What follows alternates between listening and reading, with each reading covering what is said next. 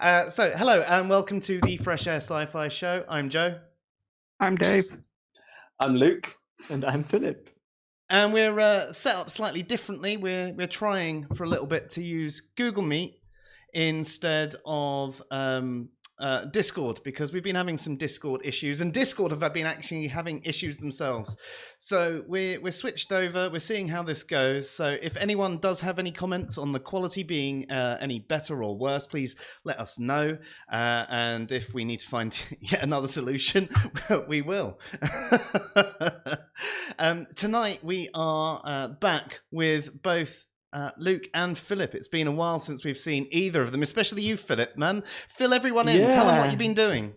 I mean, I've just, been exploring the world and diving into mysterious places and stuff. You've become a pirate. The usual stuff. Gathered a bunch of friends and gone sailing for a while.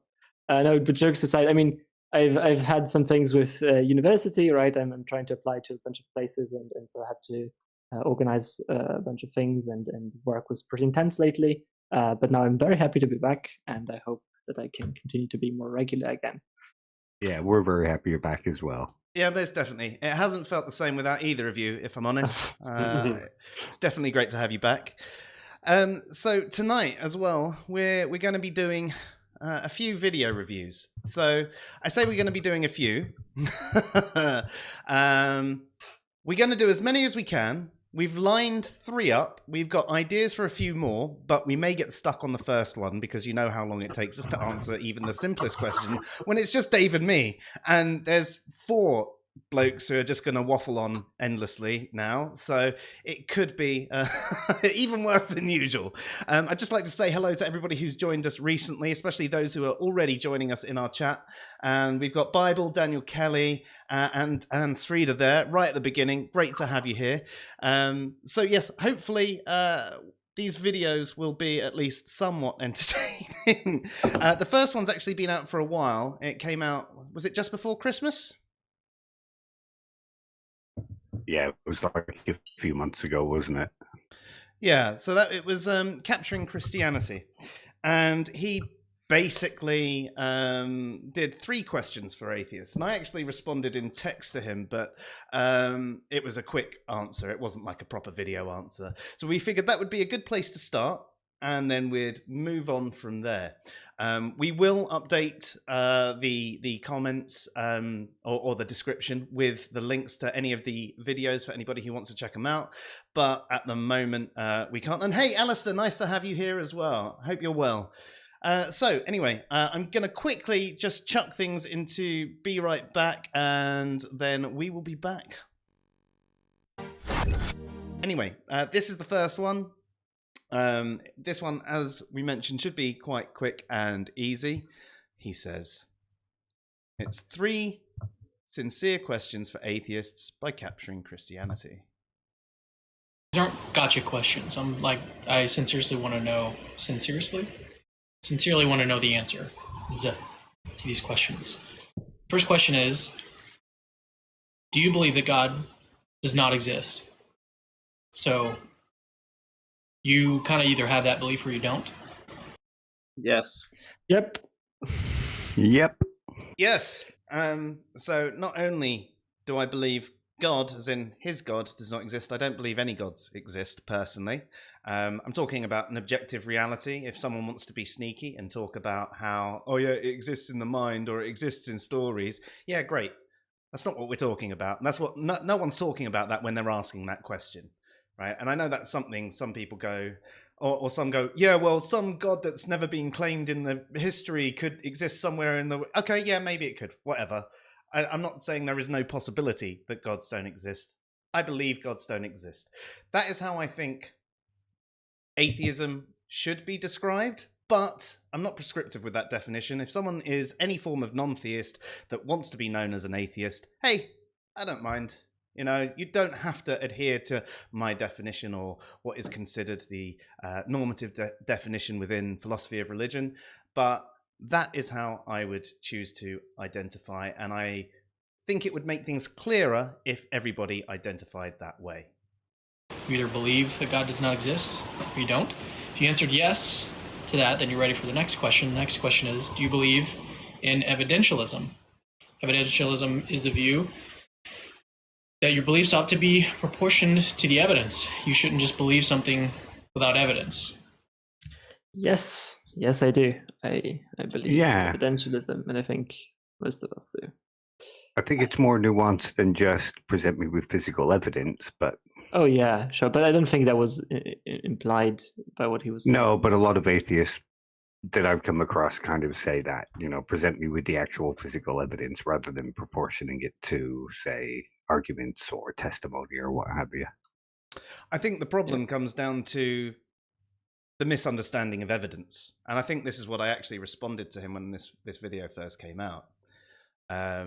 Was the fact that, yes, I do think it should be proportional to the evidence, but the evidence doesn't have to be scientific evidence.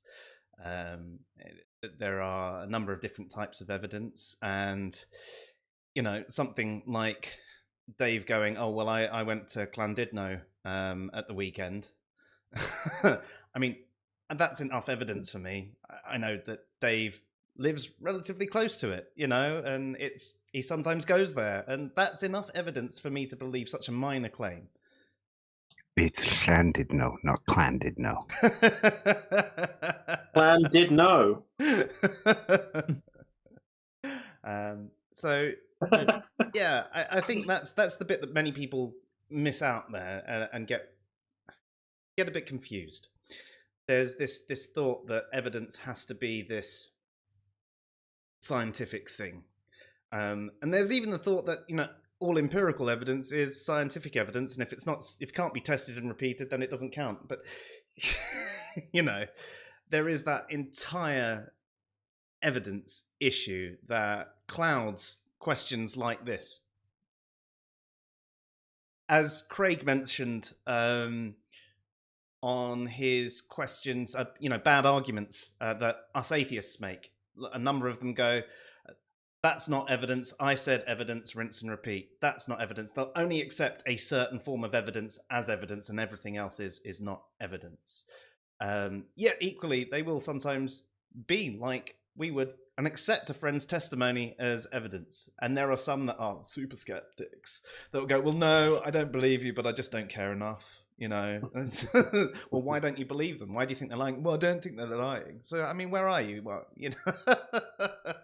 Yeah, I think a lot of people are not clear on what they mean by evidence. When they say, I think, like, if there's one thing that I would like everyone to do is to understand what they mean when they say evidence. It doesn't mean that you have to agree with me when you say evidence. You might mean something different than what I mean by evidence, right? But at least know what you're saying, right? Because otherwise, it just seems that you have this weird idea about, I don't know, some kind of TV show and judge and what they seem to think about evidence, and that's sort of stuck in your head, and so that seems evidence to you, and you've heard about scientific evidence, so that is as well evidence, but then you don't really understand what it is.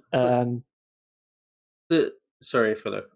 No, go ahead. The thing is with that as well is that there's a lot of like atheists that are like, oh yeah, I believe in evidence, and they talk about scientific evidence being the only form of evidence, and then they use court analogies elsewhere. Meanwhile, courts predominantly rely on testimony, personal testimony of people, and that's usually the deciding factor in a prosecution.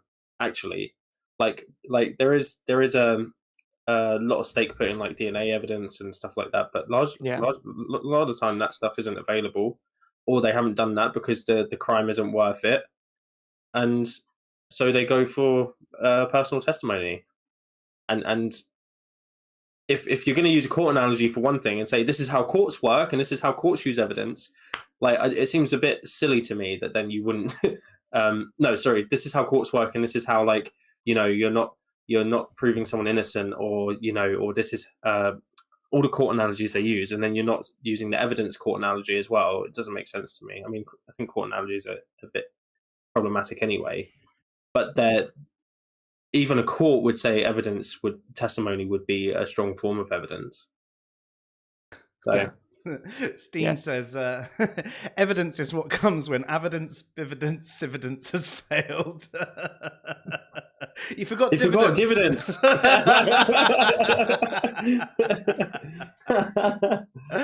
I love how our brains went to the same place there. And Kimmo says that in most courts there's probative evidence and inadmissible evidence. So yes, there are certain types of evidence that it's still evidence, but it's inadmissible for various reasons. Sometimes because it's been illegally obtained, for example. Steen says evidence is information that supports a point. And yeah, that's basically how we would describe evidence. It's something that supports a conclusion being true or false, or raises or lowers the probability of a conclusion being true or false, or supports a hypothesis, or, all of these things. They're essentially saying the same thing in slightly different ways. Well, just to add on to like the fact around testimony and stuff, like a lot of, and I'm 100% going to get shit for psychology being a soft science here, but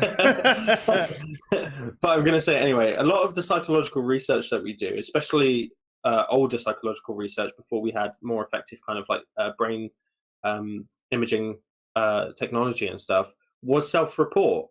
It was the only way that we had access to somebody's internal thoughts and stuff. And even now with brain, I can see Philip smiling, even now with brain imaging, we don't necessarily have access to that stuff.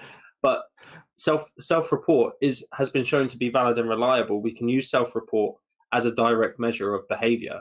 Those two things correlate very strongly, and especially when the outcomes are going to be anonymous, people are more honest and open with their internal thoughts and stuff. So testimony isn't always like a bad thing, and that is a form of testimony because you're trusting that what they're saying is accurate to what the kind of rationale behind it is, right? And it's still scientific. Qualitative methods exist. Qualitative methods rely on interview stuff. Polling data is seen as good evidence for stuff. That's qualitative. Well, it is quantitative, but it's based on testimony. It's based on people saying, this is what I'm going to vote for. And it just seems silly to me that like people are like, it's not scientific if it's testimony. It's like, it can be, actually. Yeah. Just because somebody's saying their opinion on something, or they're saying what they believe, doesn't mean, or they're saying that an experience they had, doesn't mean that we just throw it out because it's not scientific.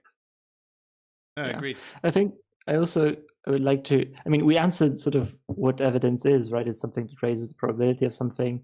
But, I think it's also interesting to consider, how do you tell if something raises the probability of a certain theory, right? Because it's all good to say that it that's what evidence is, but would be useful, to have a framework to figure out when something is evidence and when it isn't, when it does raise the probability of something, when it doesn't. And I think the easiest way that I found, and I think it seems to apply very generally, so that's great, right?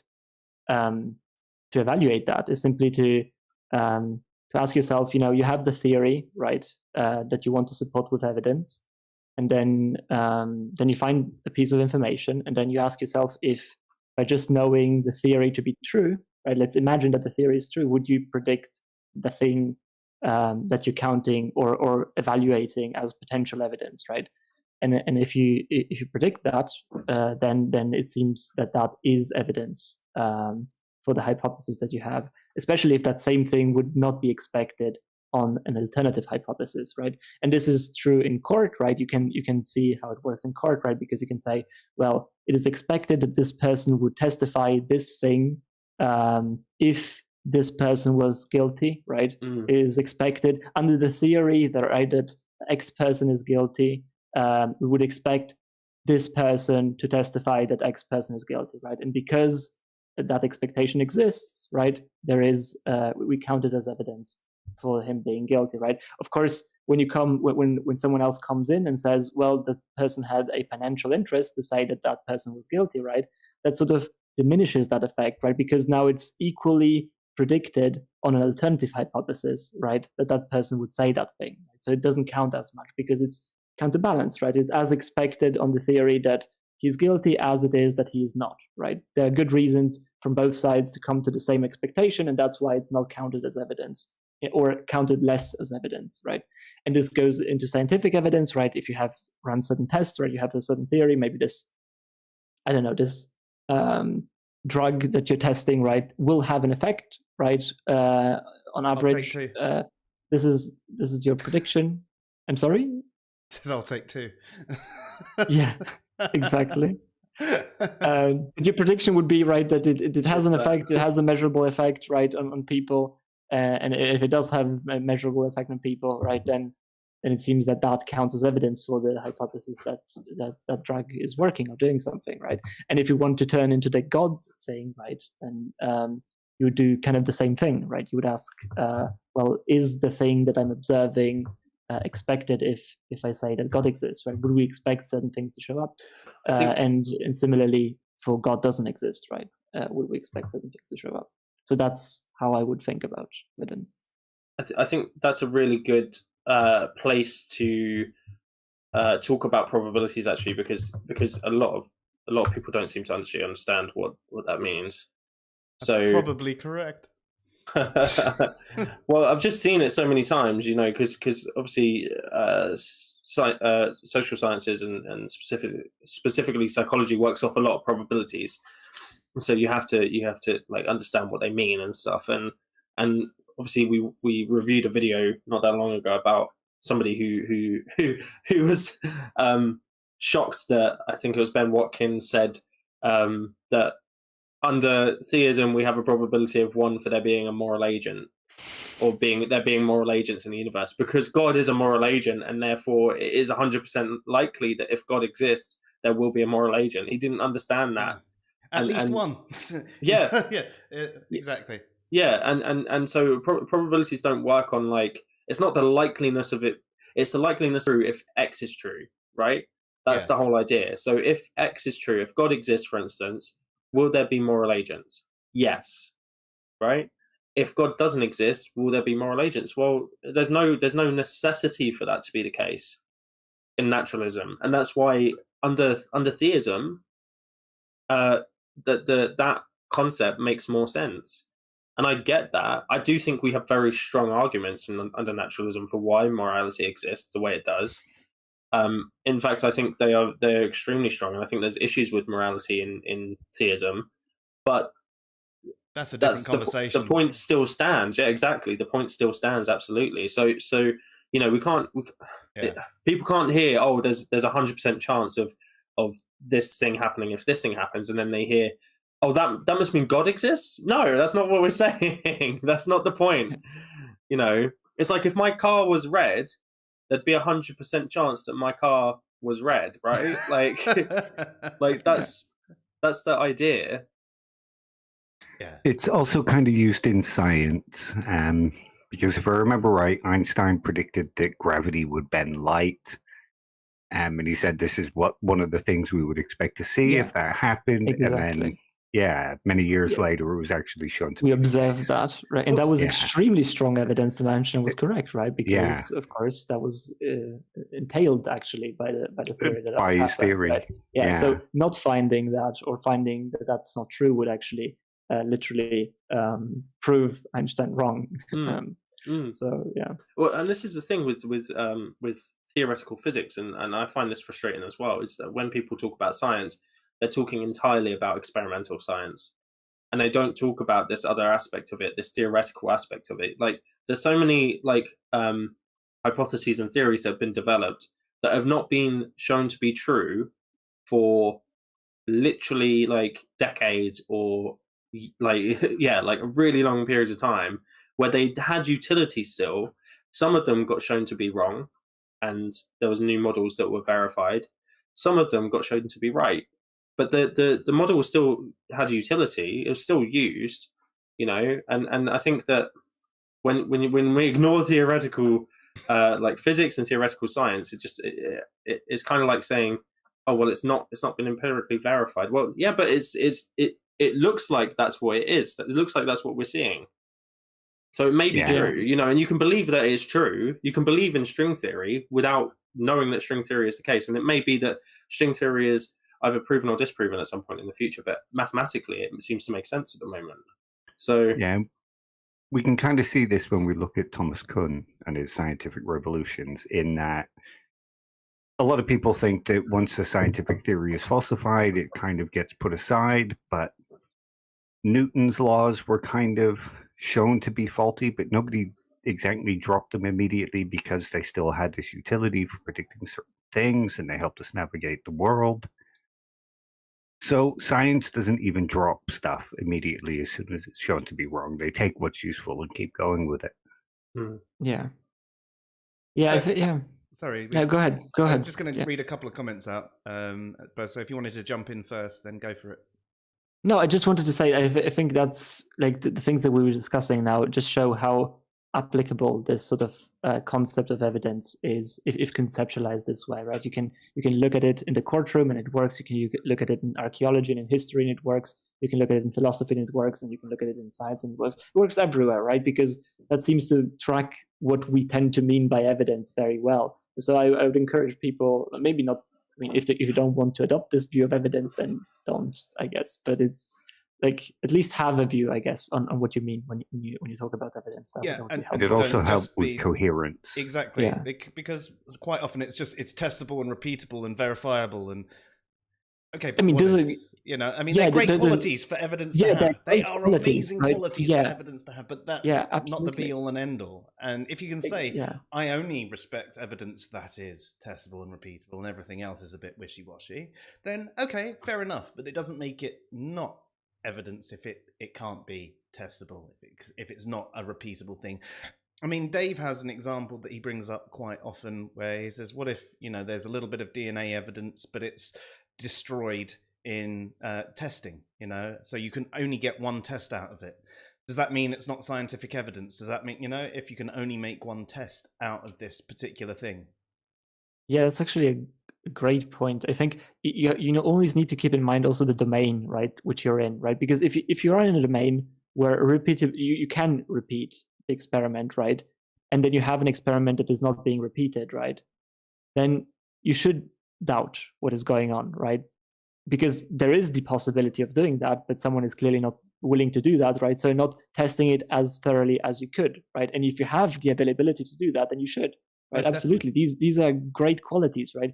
But at least be aware that in certain other domains, right, like in history, for example, it's obvious that you can't do certain things, right? And the same would go for the justice system, right? And in some domains of philosophy as well, right?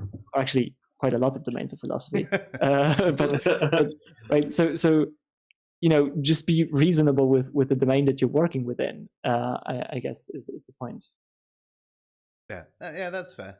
So Anthreda mentions that I've never heard anyone's anecdotal evidence for their God that was in any way even vaguely convincing. Well, it's not supposed to be convincing to you. An anecdote isn't necessarily convincing to anyone else. At the end of the day, it's something that has convinced them. Now, if, say, one of us turned round to the other and had an experience of something that we put down to it could have only have been God, we might be a little bit more interested, right? Some random on the internet going, oh, well, I've experienced God. Yeah, whatever, mate. But someone that who has been, say, like, an atheist for years. I mean, especially if it was Dave, who has grown up atheist and has never believed. And if he was to suddenly turn round and was able to tell us without cracking a smile that he had an experience and he'd converted to whatever religion, it would make us go, blimey, It wouldn't necessarily convince us, but there would be there's something there, perhaps we need to look into this, perhaps we need to listen to this, and we'd probably badger him, and we'd end up having more and more discussions on it. So yes, an anecdote in and of itself, it's not going to be convincing to most other people. It won't be. The other thing... Hang on, I just take one issue with that. Me crack a smile? What are you talking about? I've never seen you crack a smile, Dave. Never ever. No, when Dave's smiling because his lips go down like that. Because he farts at the same time.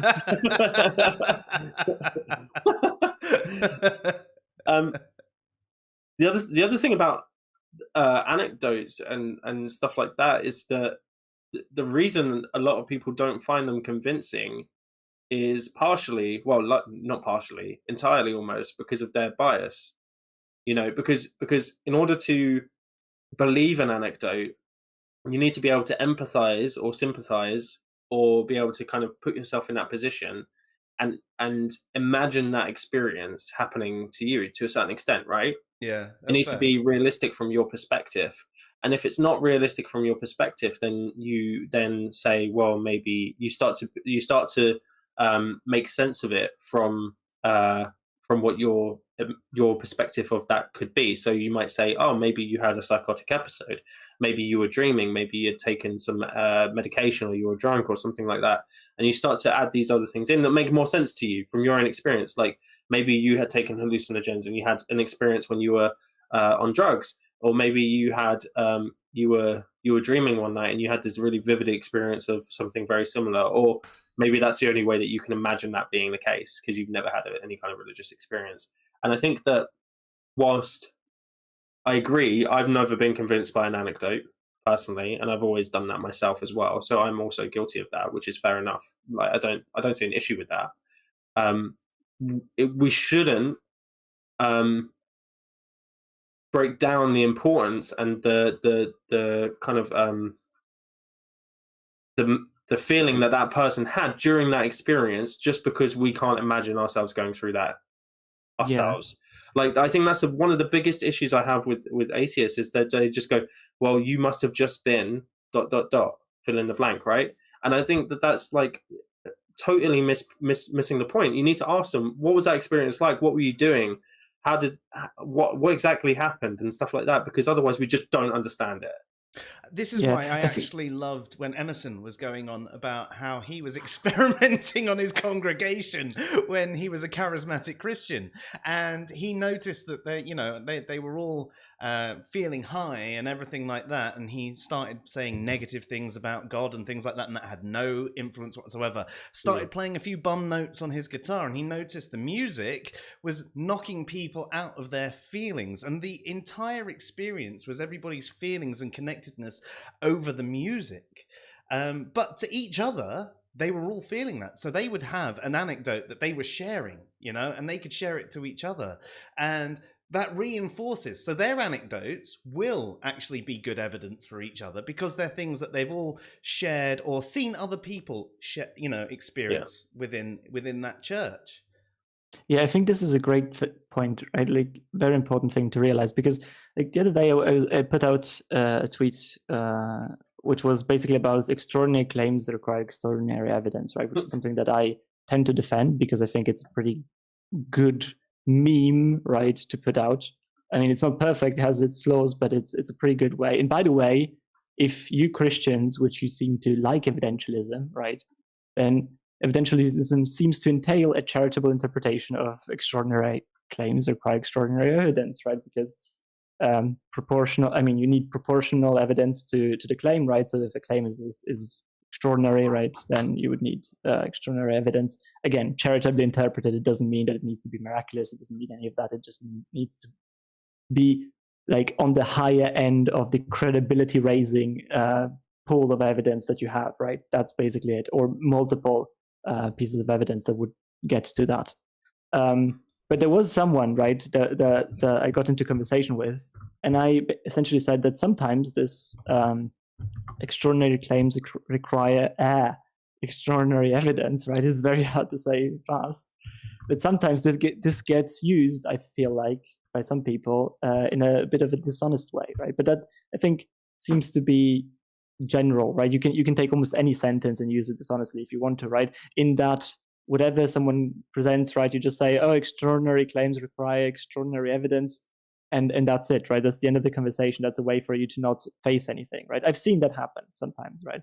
But this person was asking me for evidence for this claim, right? And I said, well, I don't have any screenshots, right? I just vividly remember my experience, right, that I read sometimes when I scroll Twitter, these things, right? And this is expected given the hypothesis that they actually did encounter these instances of the wrong usage, right? It is expected that I would remember, right, that I had these thoughts, right, and I take my sort of judgment on these things to be generally reliable and my memory to be generally okay. So this is evidence for me, right? But it's clear to me that this should not be compelling evidence to him, right? Because I don't have any screenshots, right?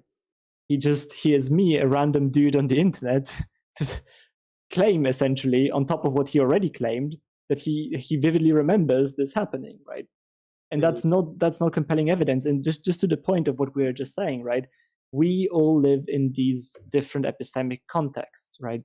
We have a limited amount of space that we inhabit, and different pieces of information are going to appear differently to everyone. So for me, or for someone that has had a religious experience, they have that in mind, and that counts as evidence for them. For you, when they say that, they're just claiming that they had, right? So there's a degree of believability that goes into that. And then you also have to trust that they were in the right mindset and all of that, right? That they didn't have some sort of other psychological phenomena that they might be able to claim for themselves, right? But it's you have so many more things on top of the experience itself that you have to swallow, right? And of course, that should make you more skeptical towards that. It's never going to be as strong evidence to you, and it shouldn't be, as it is to them.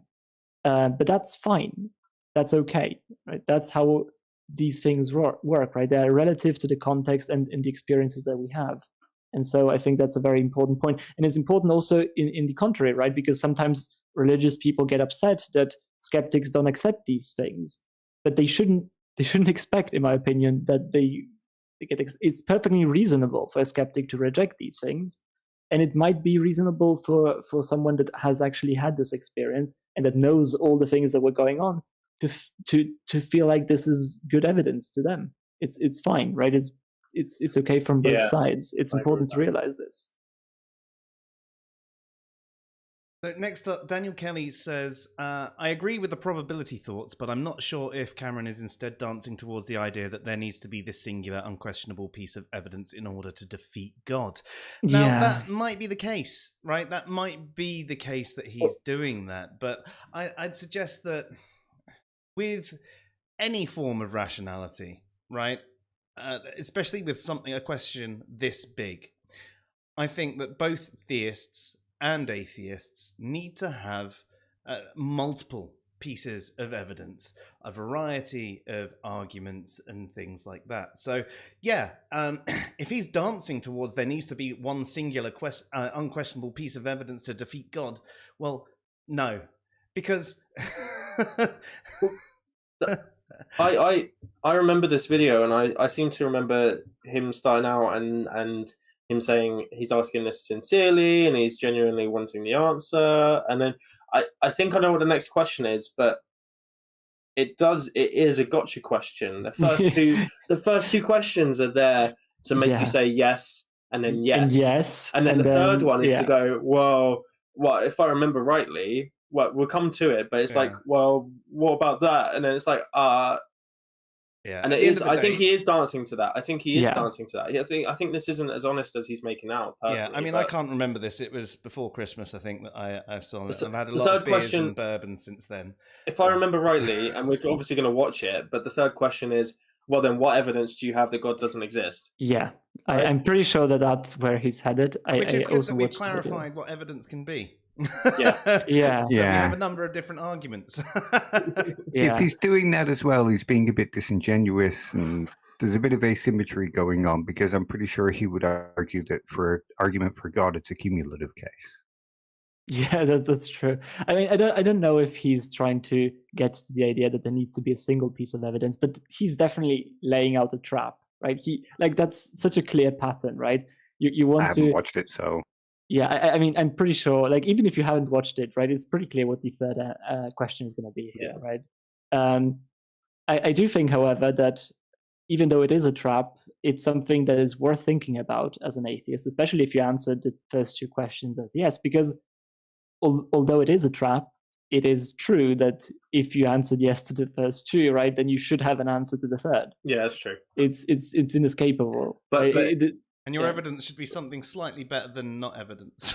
well. So, but the thing is, I think that any evidence that we were to provide, if we provided some of the philosophical arguments, if we provided some of the more kind of like I guess they are still for the philosophical arguments, but the ones relating to science, like God of the gaps and stuff like that, I don't think he'd be satisfied. He would say, well, that's not evidence that God doesn't exist, and that's, he's almost reversing. He's like the Christian version, from everything I've seen, the Christian version of the lack theist. Yeah, well, he Right? doesn't actually believe in God. He just lacks belief in God not existing.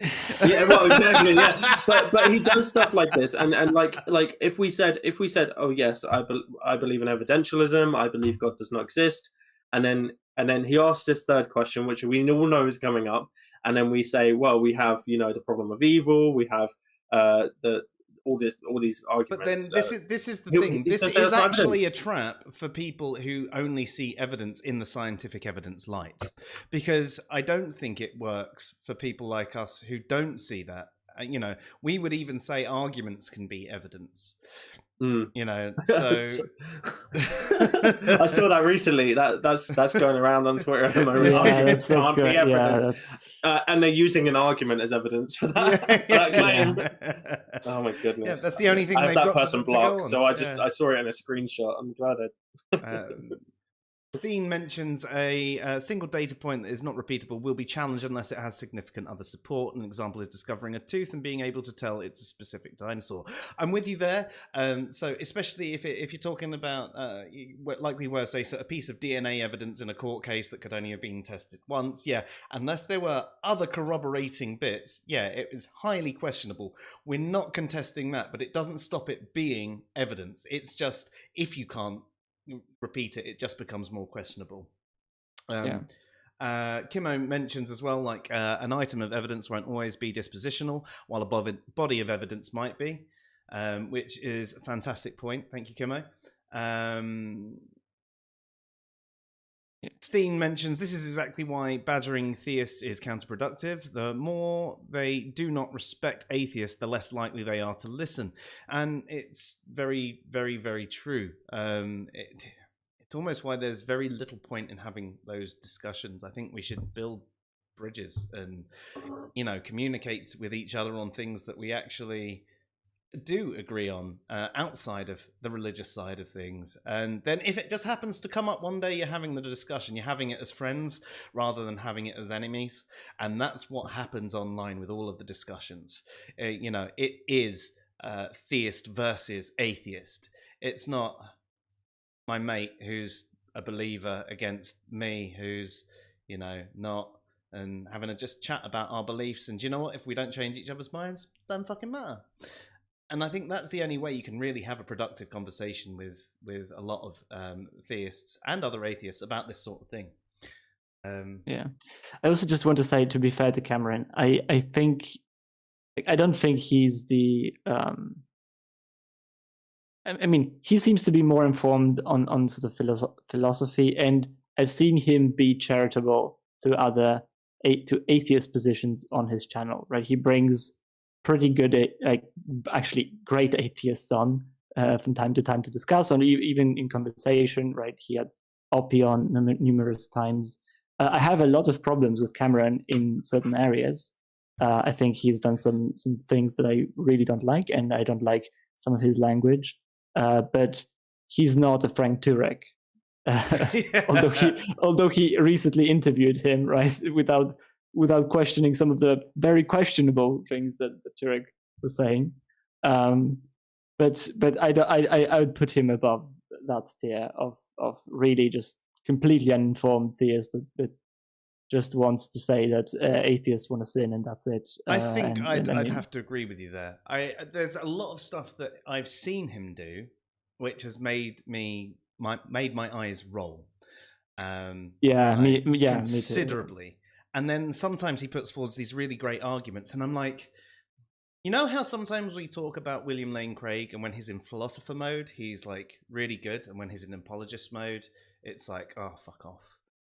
I sometimes feel that sometimes he plays to the crowd, or says certain things to get reactions from atheists. He may not necessarily agree with the argument. I don't know. I'm not in his mind. But he uses some bad theistic arguments to get the reactions. Well, and financially, that makes sense, right? Like from the atheist side, even like making really dumb arguments is the way of getting views. Like some of the biggest atheist YouTubers are just big because they cause drama and controversy, and they say things that are really kind of like extreme and angry. And I think you hear that, Cameron? You're no better than an atheist. I think. Well, I don't think he is. I think that's the same for the. You can. There's loads of atheists. There's loads of atheist YouTubers who are really clued up philosophically, who are very intelligent, but who have these sound bites and these memes that they peddle because it's popular and they want to get views up and stuff like that. To be popular, you have to be extreme. And I think he does kind of that, yeah. They have a product to sell. Yeah, exactly. They want to reach as many customers as possible. Yeah, and it's that's a why business model. These 3 questions, he says they're sincere. I don't think they are necessarily sincere. I think he knew that it was a trap, and the reason that he said it was sincere at the start was in order to get people sharing it and saying, this isn't sincere at all, this is a trap. He knows what he's doing. He's not I don't doubt that he's aware of it. There's a reason it's got 2,500 comments. Exactly. Precisely that, exactly. Yeah, I mean, I don't think these questions are going to be hard to answer for atheists that's sort of like a more philosophically informed, but and I'm not exactly sure if they're bad questions. Right? I wouldn't say that they're bad questions. I think they're definitely designed to trap people, but I think it's good. Like if you're an atheist and really do answer yes to the first 2, right? Then you have something to think about. I think that's a good thing. My issue is that he sets it up like he's trying to understand the position. That's right? True, right? He's definitely not trying to understand anything. Yeah, it's not like Joe's questions. Yeah. Well, it's not Joe's questions for theists, at least, because everyone agreed that they were fair questions, and they were like, yeah, these are good questions. He's not trying to trick us and stuff. And but the atheists thought that he was a theist troll trying to trick us. Yeah, that was funny. How many times did I get, oh, yeah, these questions sound like they were written by a theist. Yeah, they're written by a theist. What? I don't know the answer to this one, so it must be a theist writing him.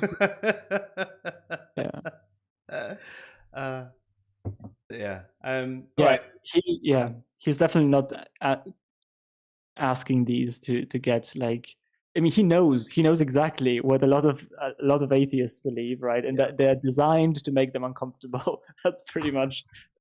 Yeah, but I'd rather him say, I'm going to ask these questions because I want to challenge you, rather than say, I'm sincerely wanting to know the answer. Like that's just not what he's doing. That's perfect. Be transparent. That's all I'd ask. Yeah. That's why he tripped 100%. Up on the word sincerely when he was saying it. Sincerity. I'll be back in a second, guys. No. He'll be back now. If I turn my camera off, will I move places? Do we know? No, it doesn't happen in this. That was one of the annoying things that used to happen in Thingy. But yeah, so there you go. Right. Yeah, I mean, he has published also things that I consider a bit like borderline harmful, like the whole thing with the Exorcist interviews and stuff like that. That was just yeah. I mean, that was bad, man. That was so bad. I mean, I wish like he really is. Sometimes I really think like he wants to bring the intellectual side of theism, but at the same time, he's just bringing on these people that are just like, come on. I mean, they're literally atheists hate God, or like Frank Turek on his interview was like, oh yeah, the number one reason. And by the way, he put it in a small video, right, 10 seconds long, right, so that it's easily shareable. The number one reason why atheists become atheists, or like people become atheists, is because they want to have sex and they want to sin. Of course they do, right? Like, obviously, right? That's just so completely disconnected, at least in Europe, I can say that easily, right? So disconnected from reality, it's insane. Then I don't know how things are going on in the United States, but I would bet good money that a good percentage of people do not do that because they want to have sex. So yeah, it was just disappointing to see these things. I've never met an atheist or an ex-Christian or anything that left because they wanted to sin. They left because they had serious. They just don't want to admit it, Dave. That's what we all are.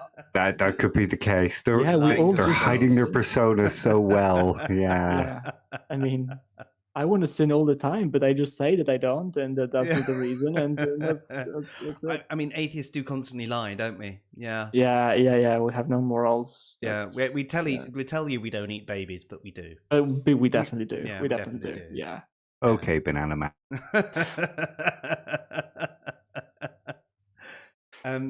I've just noticed something whilst this was on. Because it's in a small screen, it's got like my subscriptions, and if you look on the left-hand side, I've got more theists that I'm subscribed to than atheists showing up. So no wonder people think I'm a theist, Joel.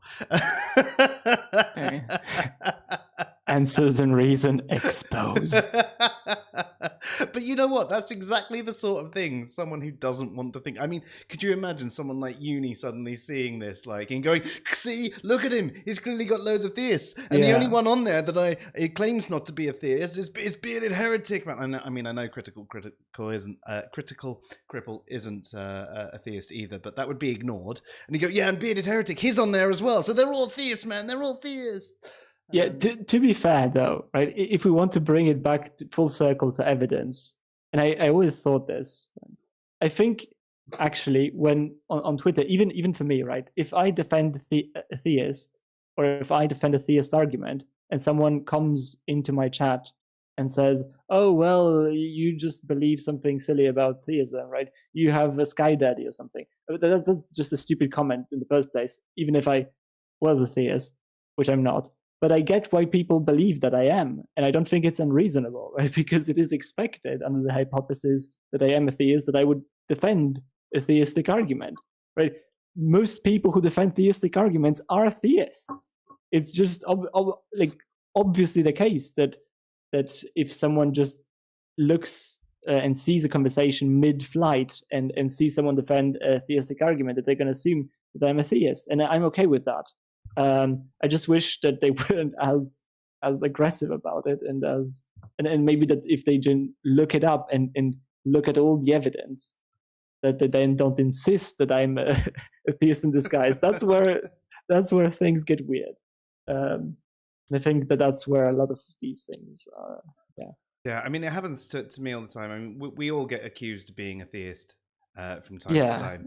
The fact that I've had an atheist-run site with arguments against God and things like that for six odd years, but because I suggest that atheism can be used as a proposition, I've got a theist agenda.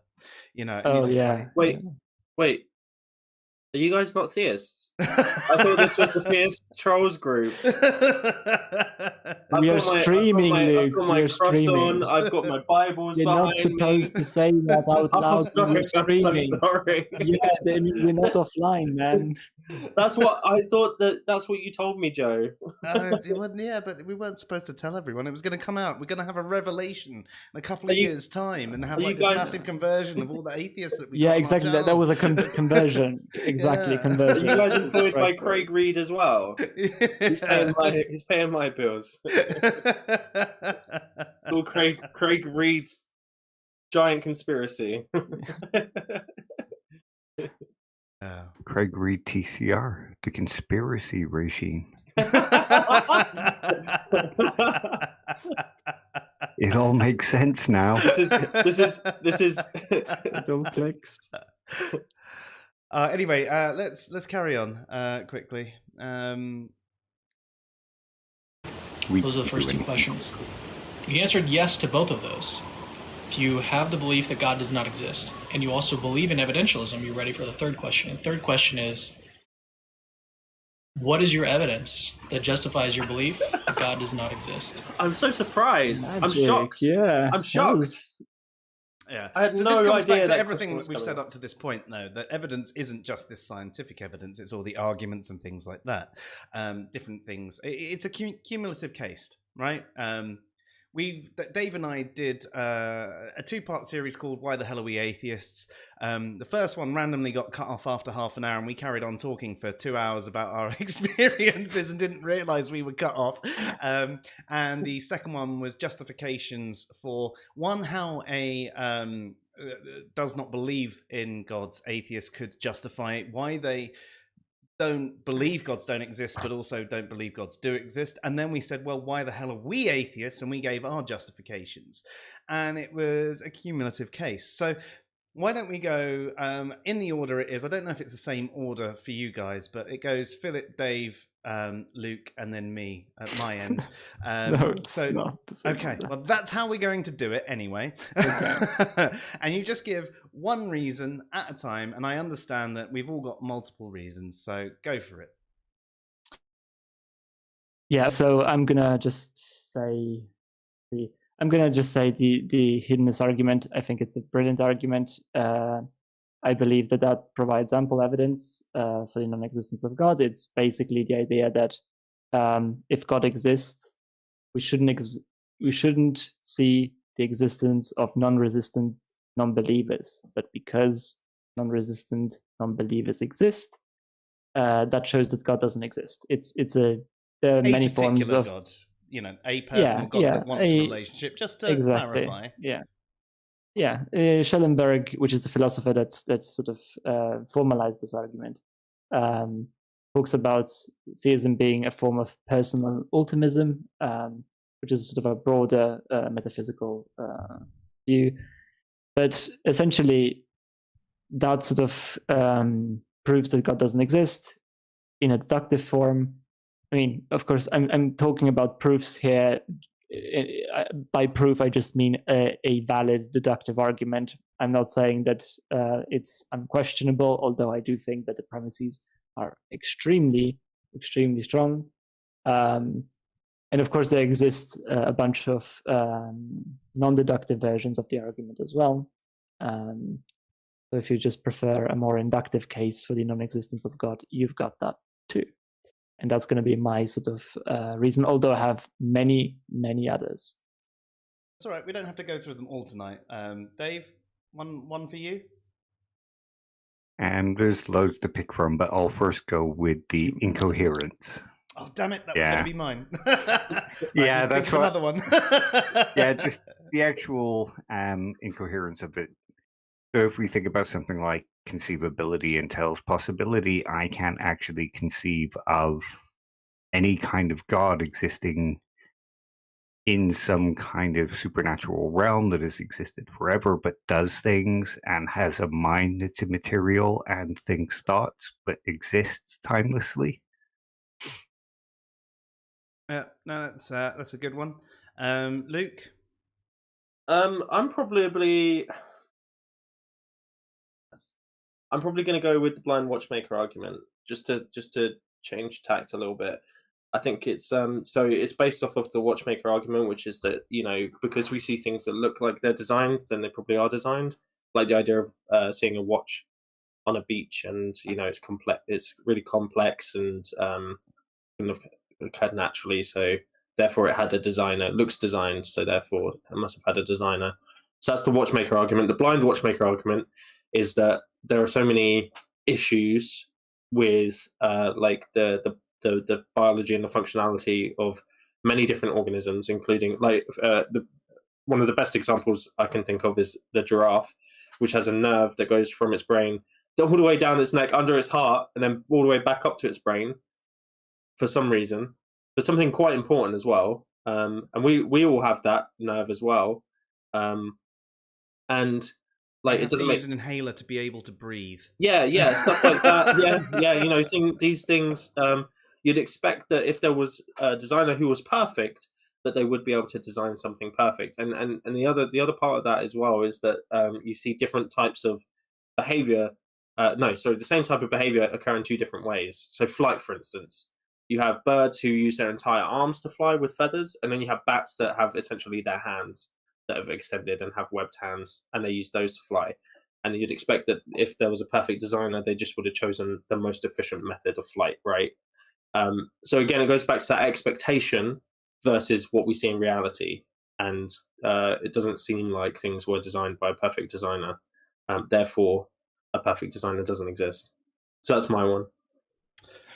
Yeah, so mine kind of ties into that in the sense of teleological evil or evidential evil. I mean, they're different forms of the problem of evil. Damn you, I was going to say them next. In depth than just the logical problem of evil. And it's basically there are certain evils built into the fabric of the universe. And I think that, again, along with what Luke was saying about a perfect designer, or we could say about a loving designer that was all-powerful and all-knowing and so on and so forth, these evils wouldn't need to have been created and they wouldn't be part of us. And back up to Philip we go. Oh, we go in... Oh, okay. Yeah. Let's do as many as we can, I suppose. We can make it a game, so the first person that can't think of one loses. Yeah, I mean, we can go for ages then. We're going to just make up ones. Yeah, we should try that. I mean, I really like teleological evil. I think it's one of the strongest, if not the strongest, argument against the existence of God, honestly. But apart from that, I think, okay, what could we go for next? Because there are a lot of variations of the same argument, and like you can name a lot of them, and I think this is also fun sometimes because a lot of theists like to say that there are so many arguments for the existence of God, and there are quite a few arguments for the existence of God, but then they like to sort of inflate the number by just providing like minor versions to the same argument and claim that they are completely different arguments. So have a modal contingency argument, and then you have a regular contingency argument, but they're not really different. Because I mentioned 3, then I get to miss my next 2 goes. Is that right?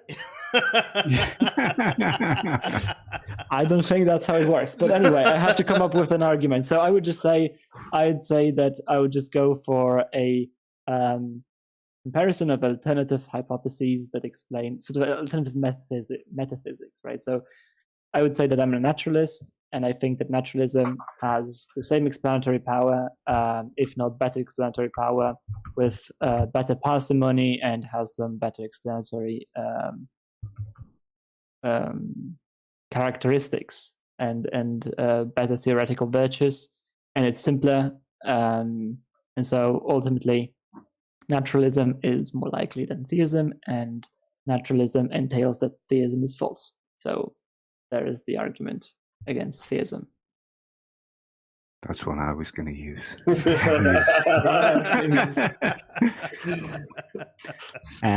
So another one is the idea of psychological confusion and no way of clearing up the kind of confusion in the beliefs. I would expect that, say you have 2 competing religions like Islam and Christianity, both declaring to be the truth, both threatening you with an eternity of torture.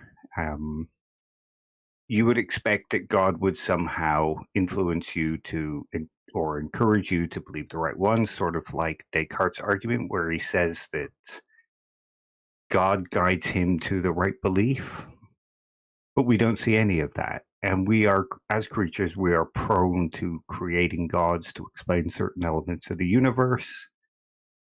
And nothing ever helps to clear up those arguments. I mean, it's not an argument against the existence of God, but more an argument for why none of them kind of have any superiority over the other for believing that they exist. Doesn't count then, does it? So, yeah, exactly. So That's good enough because my next one's even weaker. So No. carry on.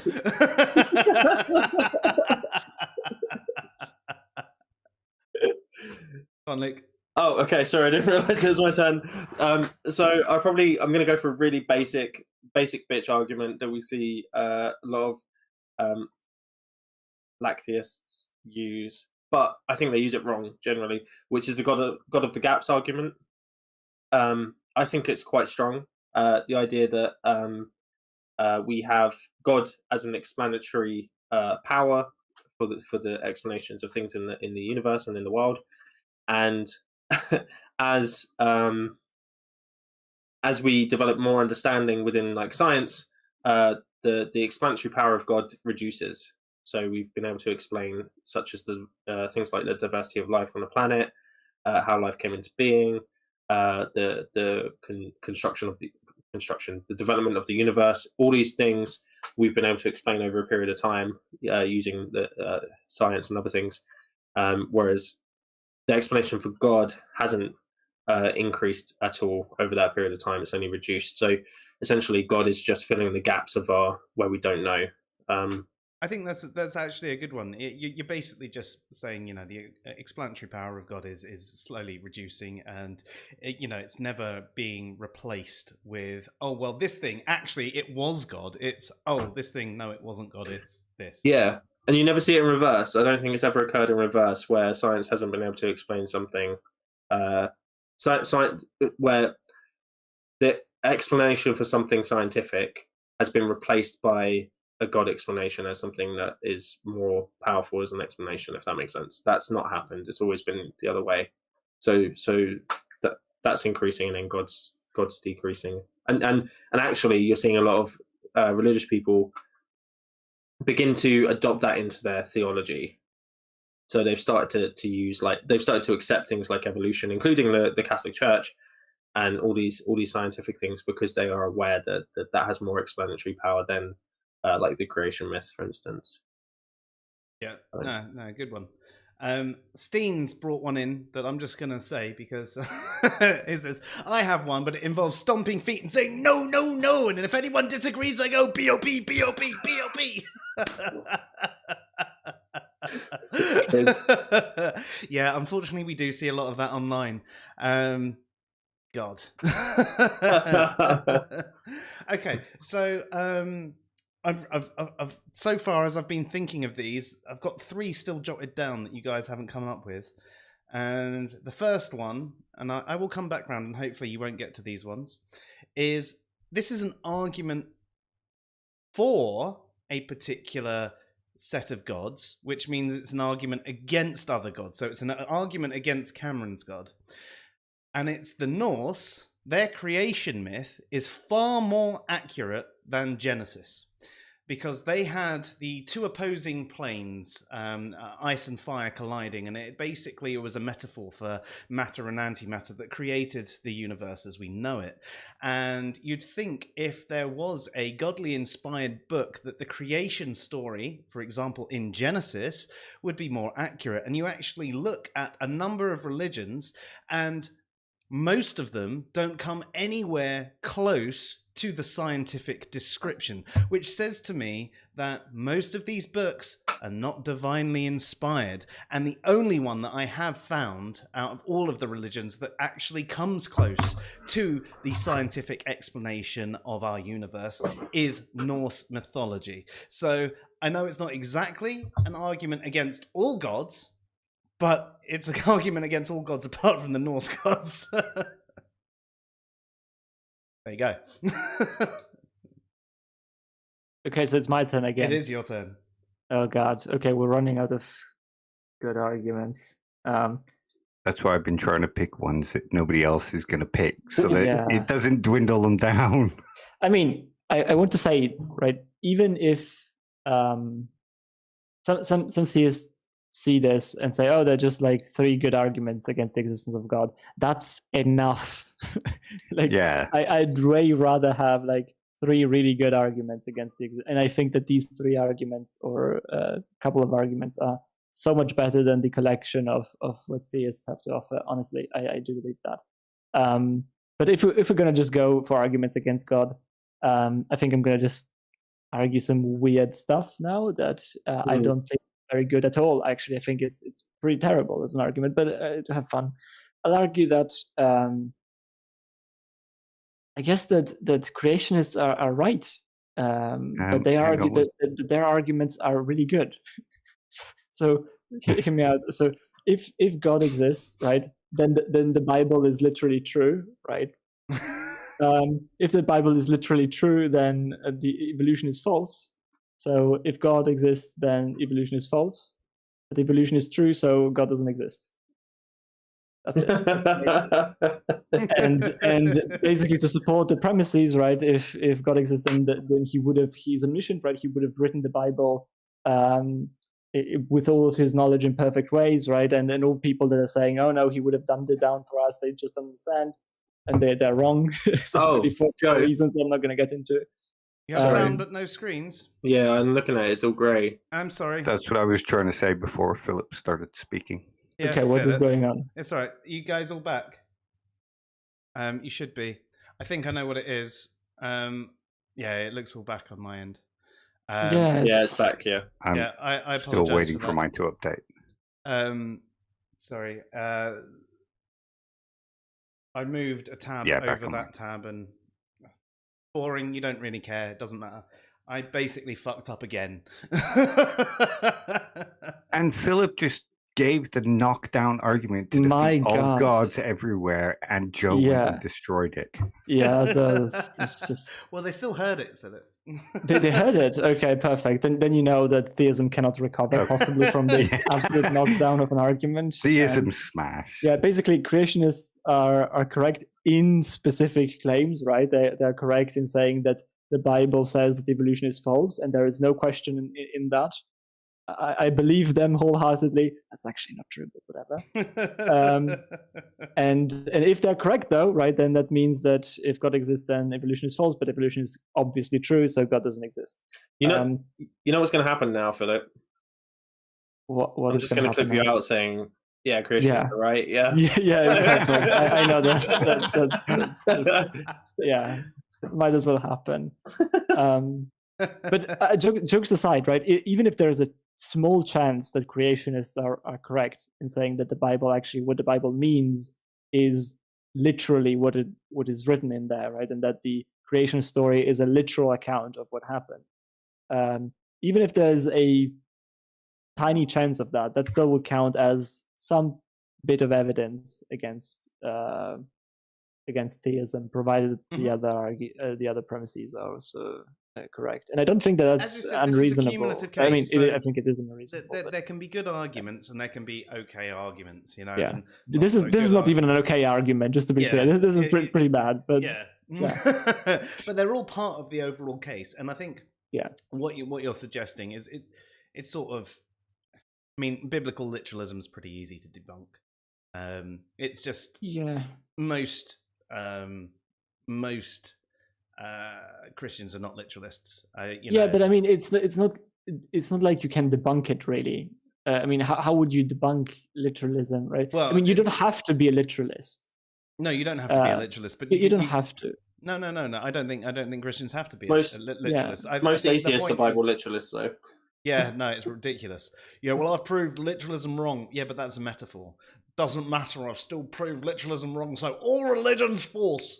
Yeah, I mean, I hate that argument as well, because I don't think that Christians are committed to that. But I do think that it's like, especially for the context in which it was, in which the Bible was written, I don't think that many people. Like, I think people took it literally.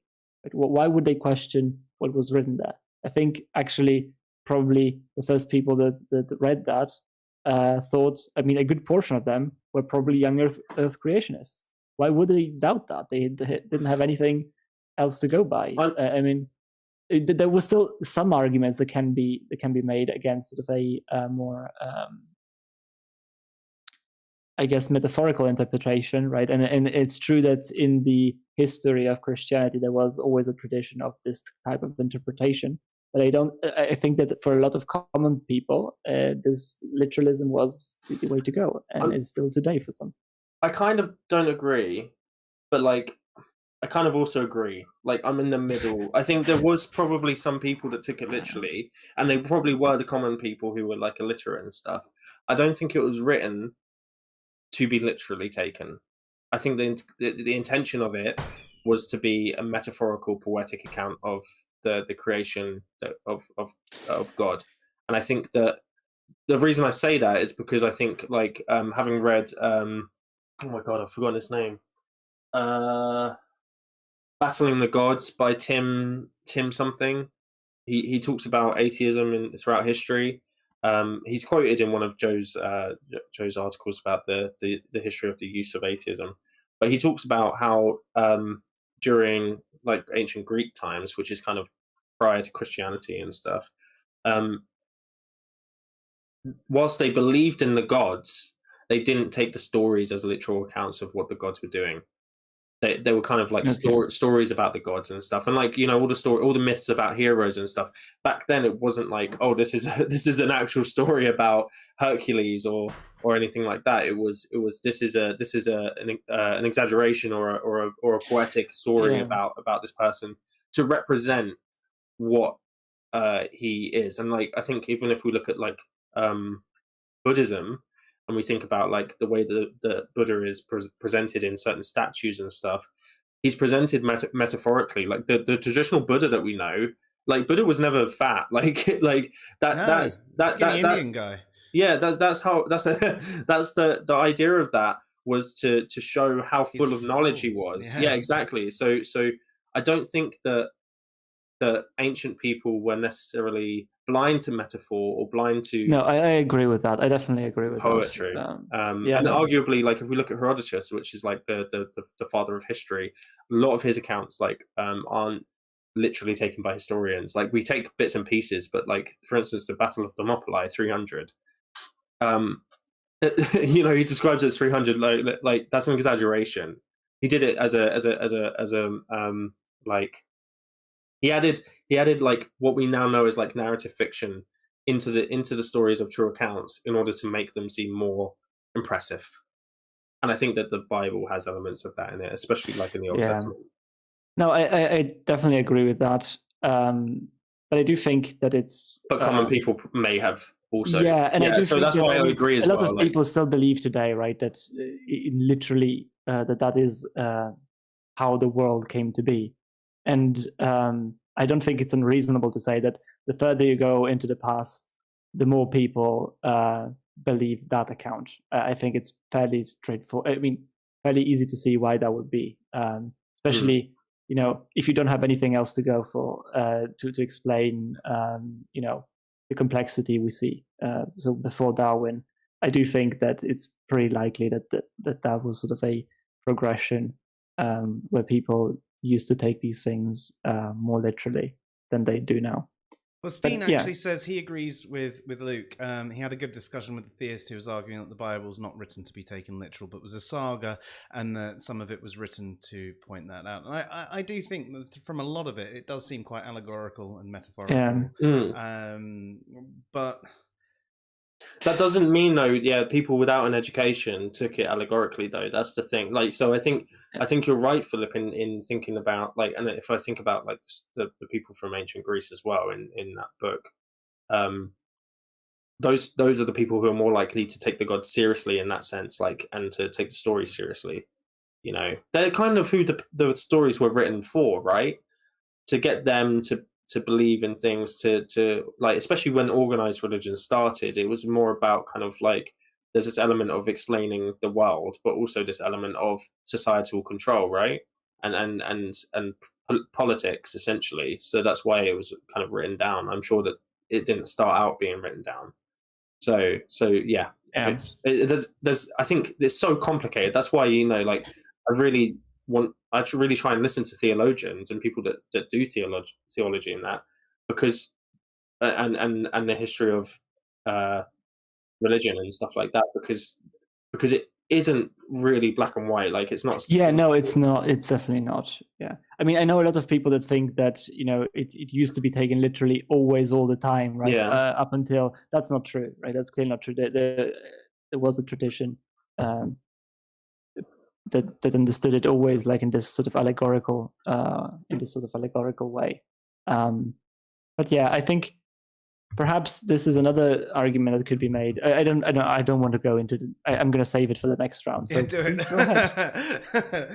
So on to Dave. Oh God, I'm going to really struggle. Do you want to borrow my list? Okay.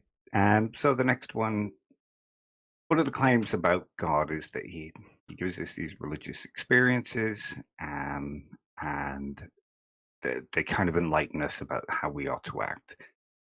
And there's no doubts that we see people who have certain kinds of religious experiences who change how they act and become different people, better people. But these seem to be able to be explained by naturalism as well. But what we also find is people who declare themselves to be true believers who seem to be morally lacking, like they'll behead somebody in the name of their religion, that kind of thing. So it's a form of the meager moral fruits argument. If there existed this kind of God, then why aren't we seeing better behaved believers? Free will, man. Yeah, but apparently that doesn't work, because there are people having these experiences that make them better people, but there's also people who are worse than most atheists you could probably describe. Most definitely. Yeah.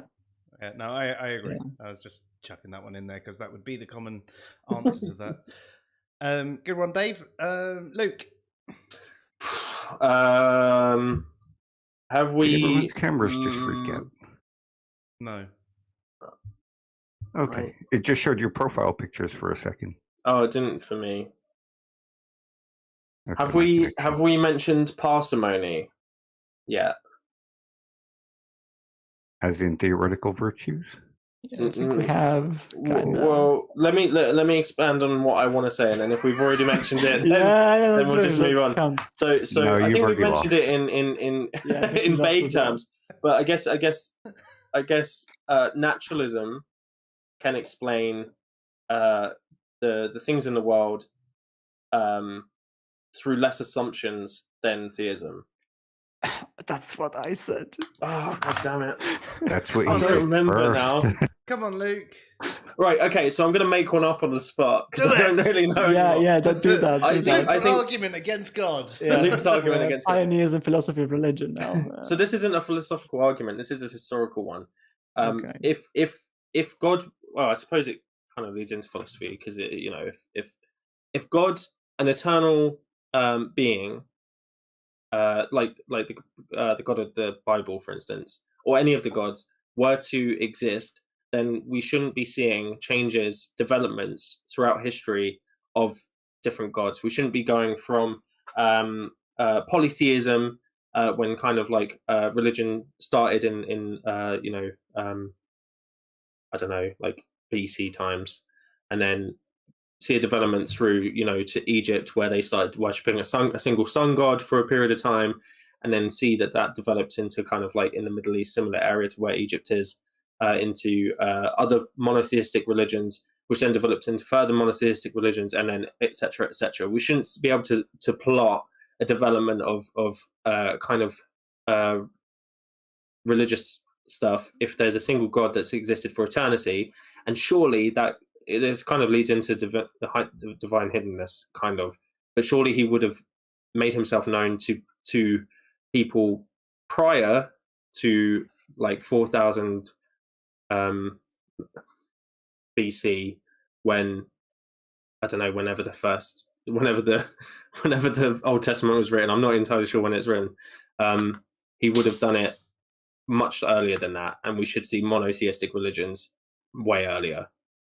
That's sort of what I was saying when I said about there being various religions, and you would think God would come down and kind of explain to people which one was the correct one, especially when their souls are. Okay, but we wouldn't to see. hell. Yeah. So it is kind of like your one, but I'm guessing what the actual thing I'm saying is that we wouldn't see an actual development. We wouldn't see an evolution, we can track basically how we went That's fair enough. from polytheism to monotheism to today's. Why would we? What? It feels like. Why you wouldn't expect that, would you? No, I mean, I agree with the argument, But roughly. But I don't know if that counts as a new argument. Is what I'm trying. That's why I'm skeptical. well, tough shit. It is. Yeah, I think you lost. Yeah, I mean, Twice in a row. Because he a mentioned the couple of same two mine do arguments. actually dip into arguments that you guys have already made, but there's one that I haven't made, which is one against deism specifically, and that's Occam's razor applied to deism. It's adding an extra link in the chain that just seems unnecessary. It's a more complex answer than it happening naturally. That's what I said. When That's did you say parsimony. that? That's parsimony. That's Occam's razor is parsimony, isn't it? Okay, there's errors in holy books. That's fair. Wow. Nice and Okay. simple, you know. There's We errors in haven't- holy books. There you go. And that sort of assumes literalism as well, Joe. I mean, Yeah, it does. Yeah. doesn't it? Not necessarily. Yeah, I mean, If it's something that isn't claimed, there are certain bits within things that are said to have happened. Considering, let's go for things like the worldwide flood. Right? There's no evidence of a worldwide flood. maybe that was just a metaphor for enduring in bad times. Well, there was a Mediterranean flood that happened in 7,500 BC, and there was the ice caps receding in like 20,000 BC. So there's that. There's one that I had that was. If you're not going to accept that one, then there's. No, I mean, I do accept it. I just wanted to clarify that it does sort of assume some form of literalism. Maybe not for the whole thing, but at least for some parts. Yeah, that's fair. I mean, if you're going to take it, then that's fine. And we'll carry on with the next. Yeah, no. I think it's a perfectly fine argument. I have a few still. Can I try one more? No. Yeah, Wait your turn. yeah, exactly. I lost already. I thought we were doing You should it be now. grateful, right? We're letting you still play. We even if should you have lost. had shots. And every time we Yeah, it should have lost- been like, or like musical chairs, except This is a musical good drinking game, anti-apologetics. Well, no, what we Yeah. should we'd have shots and a beer, and you drink whilst you think for your one. And if you get it wrong, you then have to do a shot as well. There you go. Yeah. Okay. Yeah, I think okay. So I'm gonna go with the universally hated by theists argument from Scale, which goes roughly something like, I mean, I don't think it's an amazing argument. I think it's actually better than some people give it credit for, in my opinion. But yeah, so essentially, if you just knew that a God exists and that he wants to create sort of his people and stuff and a world for them, you would expect there to be a world for them and people and everything to be very human centered, right? So everything would be sort of measured in human sort of on human scale, right? The whole universe would be all constructed around humans, right? Because that's what God is creating. But what we observe is a universe that largely doesn't really care about humans at all, and we are a very small part of the entirety of the universe. We're not at the center of the universe. In fact, we're like very far from that. We're not even in the center of our galaxy, let alone of the universe. We are like a speck of dust, essentially, in this vast, in this vast existence. And it seems very weird that if God created the universe, that he would have created all of this other stuff at random just because, and then in some like tiniest part of this, just do what he created the universe for, which is sort of humans. And so because that's unexpected, that counts as evidence against God, essentially. Argument from Scale. Did you say atheists hate that argument? Because I feel like No, theists do. Oh, okay. A lot But of you did theists say consider. atheists, but, I mean, did I say atheists? you did, but it doesn't I'm matter. sorry. no, I yeah, meant that's why I was theists. confused because that's one I hear all the time from atheists. Yeah, like, no. Theists. we're hate just that a speck of argument. And I dust in think- an uncaring universe. Yeah, exactly. I mean, I do think that it's okay. It's an okay argument. I don't think it's bad. But I do think that there are some pretty obvious replies to the sort of premises that it involves as well that are not unplausible. So it's not really a strong argument, I think. All That's one. righty then. Dave? Okay, so this one will take some setting up. I'm sorry. Things are But you gonna know, go- I don't usually talk for very long, so I am God. Yeah, well, I've got the negative 100 IQ to help back that up. Nobody could function with an IQ that low, but I do, so therefore I am God. No. Thank So you, David, imagine- for subscribing. I thought I subscribed ages ago. Different Dave. Okay. Yeah. So imagine we are people living in a virtual world. We are some kind of simulation. We would therefore still have a creator. There would be a beginning. This would fall under naturalism. But that simulation would need a way to kind of keep the people within the simulation and stop questioning it, trying to figure out whether they were part of a simulation. And one of the best ways to do that would be to introduce the idea of something like a god.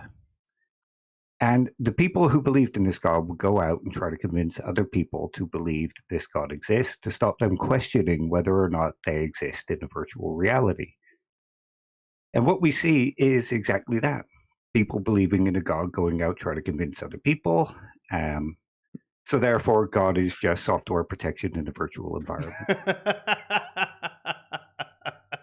Yeah, this is going. Yeah. I love where this is going. That's Let's keep amazing, it going. but we're really clutching at straws. I mean, we've done a number of great Well, arguments. that actually but- works as a presuppositionalist, brain in a vat. kind of I should argument. do a presuppositionalist atheist argument. Yeah, okay. Yeah. Do I not get another go? No, it's your turn. Go on. Oh, okay, good. I was gonna say You've lost we can't enough, stop but now. You can lose again. So actually, I'm gonna segue slightly on this one. This is gonna be so I'm gonna bring up a psychological reasons, right? So if God were to exist, we shouldn't see psychological rationales for people to believe in God, right? Like Philip's confused. Yeah, I am very confused. Why shouldn't we see psychological rationale? Well, okay, so things like indoctrination and Yeah. stuff like that, they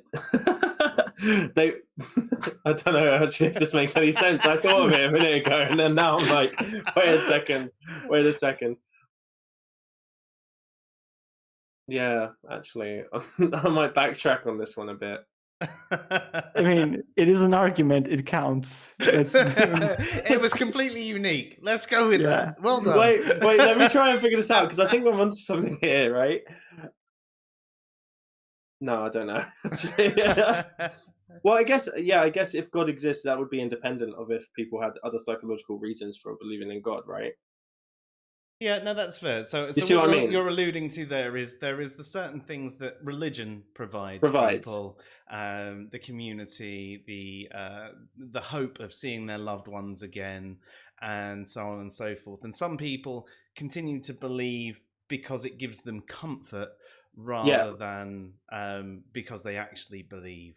And the thing is, if you deconstruct that stuff generally, or if you replace that stuff with something else, you see that religiosity reduces. Yeah, that's fair. Right. So and I wouldn't necessarily. That means to me that people are believing not because they believe a God exists necessarily, but because they are getting something psychological from believing in God.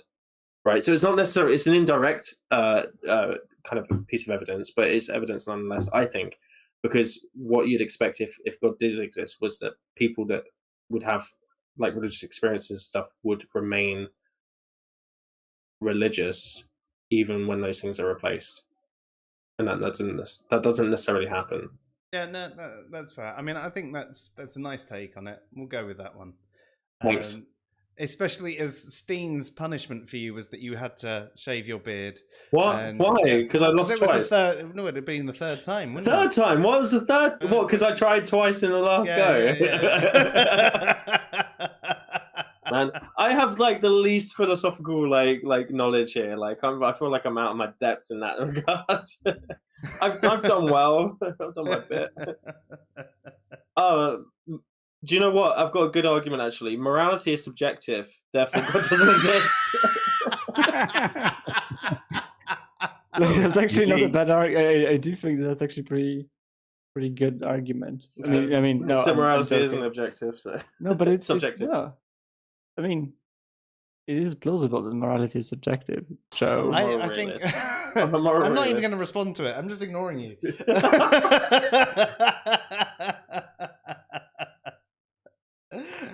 Yeah, I think pretty much all of my arguments cross over into things you guys have already said now that I've been thinking about. The one that sort of ties into Dave, but not exactly the same. One of Dave's first arguments is about logical impossibilities of certain claims.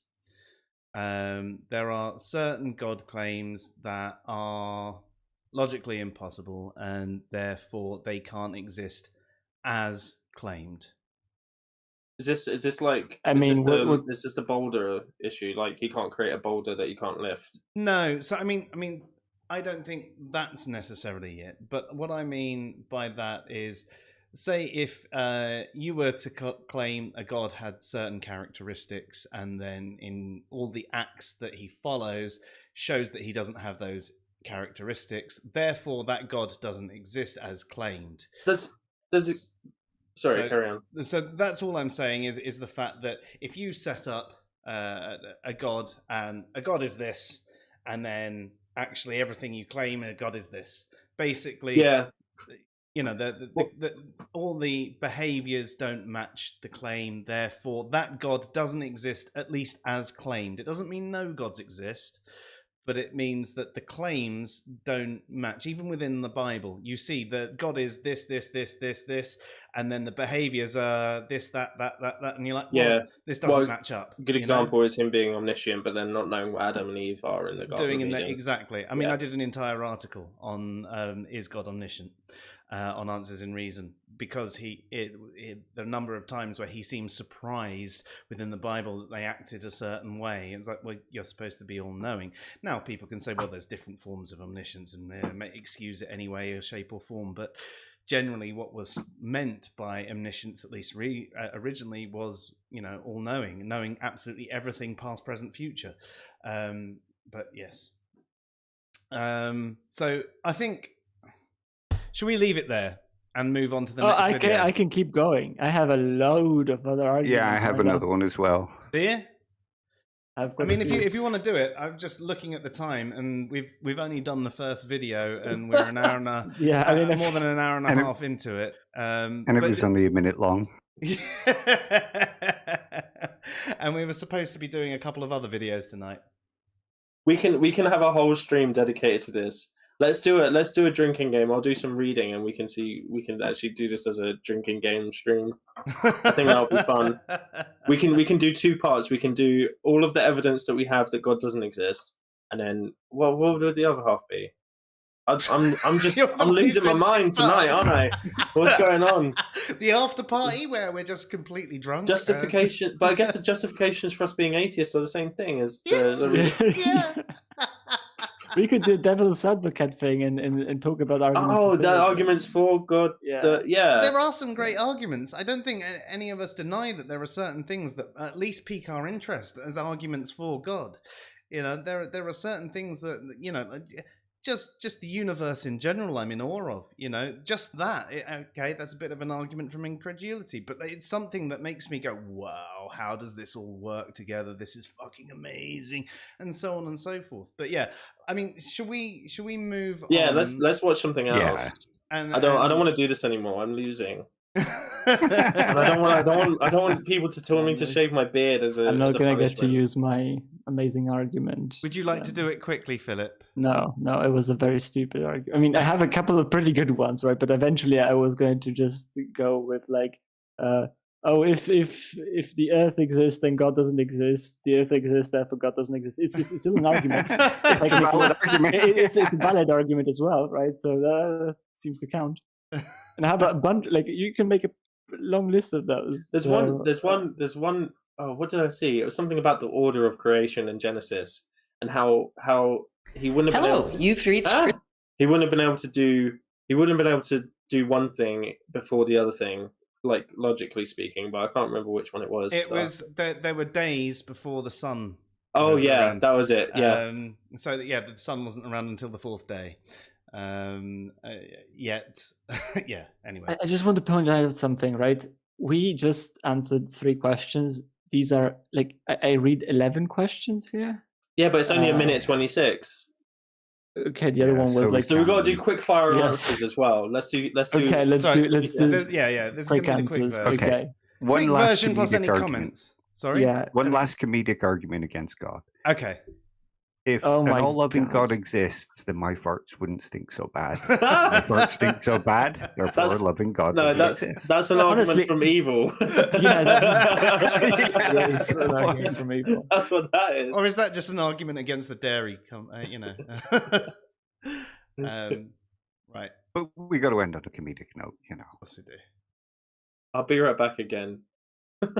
Play No. it. You lost, you don't get to come back. Do you guys want a quick break just to go to the toilet, grab a drink, or anything like that? No, I realise I'm we've fine. been running almost 2 hours now. I will, but you guys don't have to.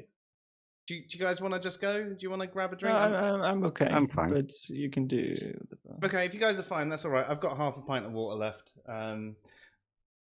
Yeah, I mean, I was going to run over to the house and grab a drink, but I don't mind. I figured if I grab the rest of the bottle of wine that I've got in there, then I'd be a little bit more interesting. Cool. I'll be back in a couple of minutes. Cool. Catch you in a sec, Luke. Hello, you've reached ChristianApologist.com, and I'm S.J. Thomason, and today I'm going to present to you 11 questions that atheists cannot answer. Oh The my- first question, okay. how do you explain why the early Christian martyrs preached for decades saying they saw the risen Christ?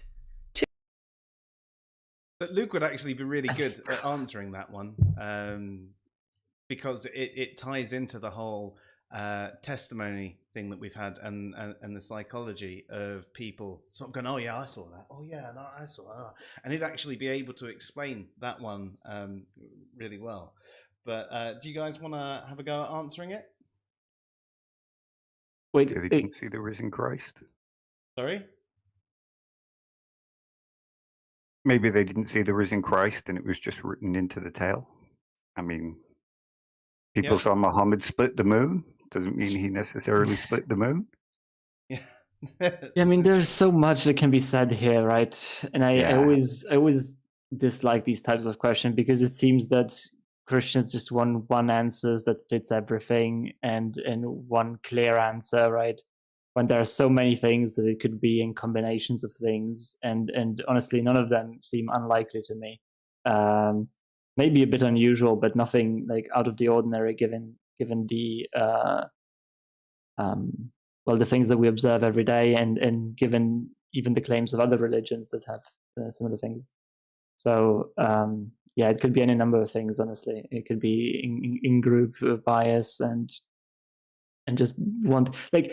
Look, I know that Christians don't like me saying this, right? But it could be outright lying, right? And feeling part of a community. Maybe they believed in the teachings and wanted to spread the message, and that was the best way to do it. Maybe even in good faith. Maybe it was in bad faith. I don't know, right? But none of this seems particularly hard to believe to me. No. Yeah, and when they say, oh, some of them were willing to die, yes, okay. I mean, we see this all the time, right? Like We see it in Islam. Yeah. yeah. Well, we every don't know religion if- has people willing to die for them. So does that mean Yes. every religion is true? Because they're all saying, well, no, well, not all of them, but a lot of them say only one religion is true. But they're all Yeah. willing to die for their religion. So if there are people, if there is only one religion, and there are people willing to die for a false religion, how do you differentiate which one is false and which one is true from the ones that are people willing to die for Yeah. and make claims about? Also, it could be that they were willing to die for like some other thing, like the cause in general, not specifically the claims that they were making, right? Maybe they thought that the things that they were preaching were good, that they were doing some good, that the world would look better for that. Maybe they believed in that, although they knew, or I do think that they probably didn't know, right? But maybe they even, like, someone can know that what they're saying is wrong, that it's false, right? But they're saying it because they believe in the consequences of that or something like that. And so they commit to that anyway. And because they believe so much in that, in the truth, not of the lie itself, but the sort of overarching message, I guess. Yeah, there are a lot of good things within Christianity. There are positive messages within there. Exactly, right? I can totally see how someone would be willing to die for that, right? So, I mean, there are good reasons, right? And I mean, you could also say that you don't know exactly how the situation was set up, right? Because we don't know exactly if recanting, I guess, what difference it would have made if they would actually. Maybe they would have still be killed and stuff like that, right? There's so much we don't know, and this is so far in the past as well. Like I know, again, people don't like atheists when they say this, but I think that this is a totally reasonable thing, right? The further you go into the past, the less you should be confident about the things that are being claimed, right? I'm not saying that you should be a total skeptic and not know anything about the past, right? But you should, like, I think it's totally reasonable to take it as a gradient, right? The more recent things are, the more confident you can be, and the further you go back, the more you take things like a bit, muddier, I guess. And I think that's again totally reasonable to do. I mean, a point on that is the telephone game. So for anyone that is probably my generation or before, we used to call this Chinese whispers, but obviously it's been realized that wasn't the appropriate name for it. So it's the telephone game. And if even then, if this isn't, where you all sit in a circle and one person gets told a line to say, and it goes all the way around the circle back to that person, the last person shouts out what the first person said, and nearly always is it completely different. It at least some way is. So there you've got the fact that a story in a short space of time gets twisted, right? And there's a number of reasons this happens. There's people that mishear it, misremember it. There are people that just want to interject something that they find more interesting. And this is another point as well. A lot of these stories from history were told verbatim. They were word of mouth, should I say. And the storytellers, they sort of made their coin by telling these stories, so they made them a little bit more interesting. They added to things over time, and therefore what might have been one person who sternly believed this became 10 people, became 50 people, became 500 people.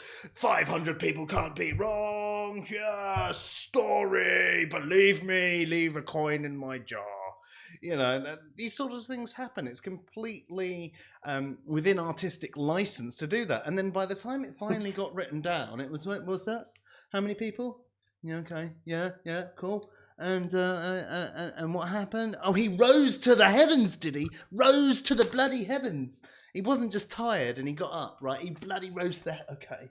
Yeah. So all of these stories could be massively exaggerated things. There are certain things that we can point to, and there are certain things from history that we can actually say. I think it's quite likely that the Jesus character existed, right? He was an apocalyptic preacher. He was a bit of a nuisance to the Romans. And there are so many things that can be claimed about him, and there are so many bits from the story that we could probably extrapolate the reality from them. But we are looking back at it through our lens, and we will never truly know. And this is a thing about history. It is really hard to look back at history and say, yeah, this definitely was the case. Yeah. So a book that was written 100 to 500 years after the events actually happened, I'm sorry, but if you're going to say, explain how it says this thing in the Bible, it was written after the fact. It's an exaggeration. I mean, there's so many different ways you can excuse it. There's a few things that have been said in the chat.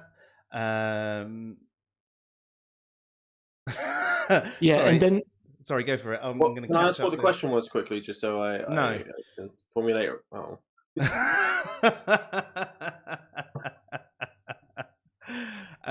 It was about people martyring themselves for the cause, basically. So I have a point for this after Philip's finished his point. Yeah, no, I think you can go for it. You haven't talked. Okay, so people martyring themselves for a lie, essentially, is that it? I mean, I don't think it. I think you just go back a couple of Oh, seconds so he it's can only hear it. 16 seconds long, yeah. Yeah, Okay. You can so hear I it. think that's the best way so he can Perfect, answer. thank you. hopefully. Because I just want to make sure my point's relevant, you know. Apologist.com. And I'm S.J. Thomason, and today I'm going to present to you 11 questions that atheists cannot answer. The first question: how do you explain why the early Christian martyrs preached for decades saying they saw the risen Christ? Oh, yeah, about the 2. resurrection. Okay. Yeah, people saying that they saw the resurrection. So I actually mentioned at the beginning that you'd probably have something about group hallucination and testimony and things being passed on, and people not actually seeing the thing, but the person next to them going, "Oh my God, did you just see that? That was pretty amazing, that was." And that person going, "Oh no, yeah, of course I did," and then convincing themselves that they saw the thing that they didn't see. Yeah. I mean, so there's a couple of things to this. I think for me, the point I was going to make actually doesn't answer this question. Okay, well then shut up. The point I was going to make was about like current day. You know, if we're looking at Ukraine-Russian conflict, then the Russians have been told a lie, and they're happy to martyr themselves against the fight they're having at the moment is against Nazis in Ukraine. That's what they believe. You know, they've been told by their officers that there are Nazis in Ukraine, but that's kind of irrelevant to this, actually. The group hallucination stuff, I think, is a bit of a red herring. I don't necessarily think the group hallucination explains this situation well enough. I think that is people that don't really know. I don't know. People that don't. Group hallucination is quite rare. It does happen sometimes. It's hard to tell when it actually is a group hallucination and when it's not. Like it's more likely someone thinks that they've seen something and someone says it to someone else and they convince themselves that they've seen it. I mean, it's passed on more than an actual group hallucination. Because as you mentioned, a true group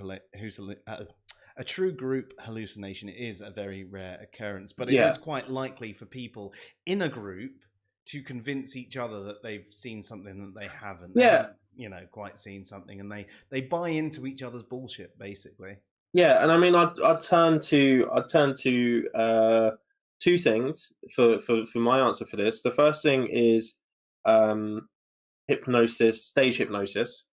So with stage hypnosis, you tend to get a big group of people on stage. And then they act in specific ways, usually quite embarrassing ways, on command of the hypnotist. Now, some of those people are maybe actually hypnotized. I would argue a large portion of them are not, and that they're acting according to their expectation because they don't want to embarrass the hypnotist. They don't want to embarrass themselves by not being one of the people they didn't affect. So they act in an embarrassing way and almost to be less embarrassed, right? So, and I would not be surprised if a bunch of early Christians who wanted to have seen the risen Christ claim that they saw the risen Christ, like how throughout history you have people saying, "Oh yeah, I was at the towers during 9/11 when there were no one nearby, and I saw it happen for real in person." You know, when they didn't. You know, and that's because people want to be a part of history. They want to be a part of something big and important, and they want to make themselves, they want to put themselves in those places. And maybe they do convince themselves at some point, because we all develop false memories like this, that they were actually there, that they did actually see it. And I wouldn't be surprised if that was the case. That it was a memory that they had, but it was a false memory based on that.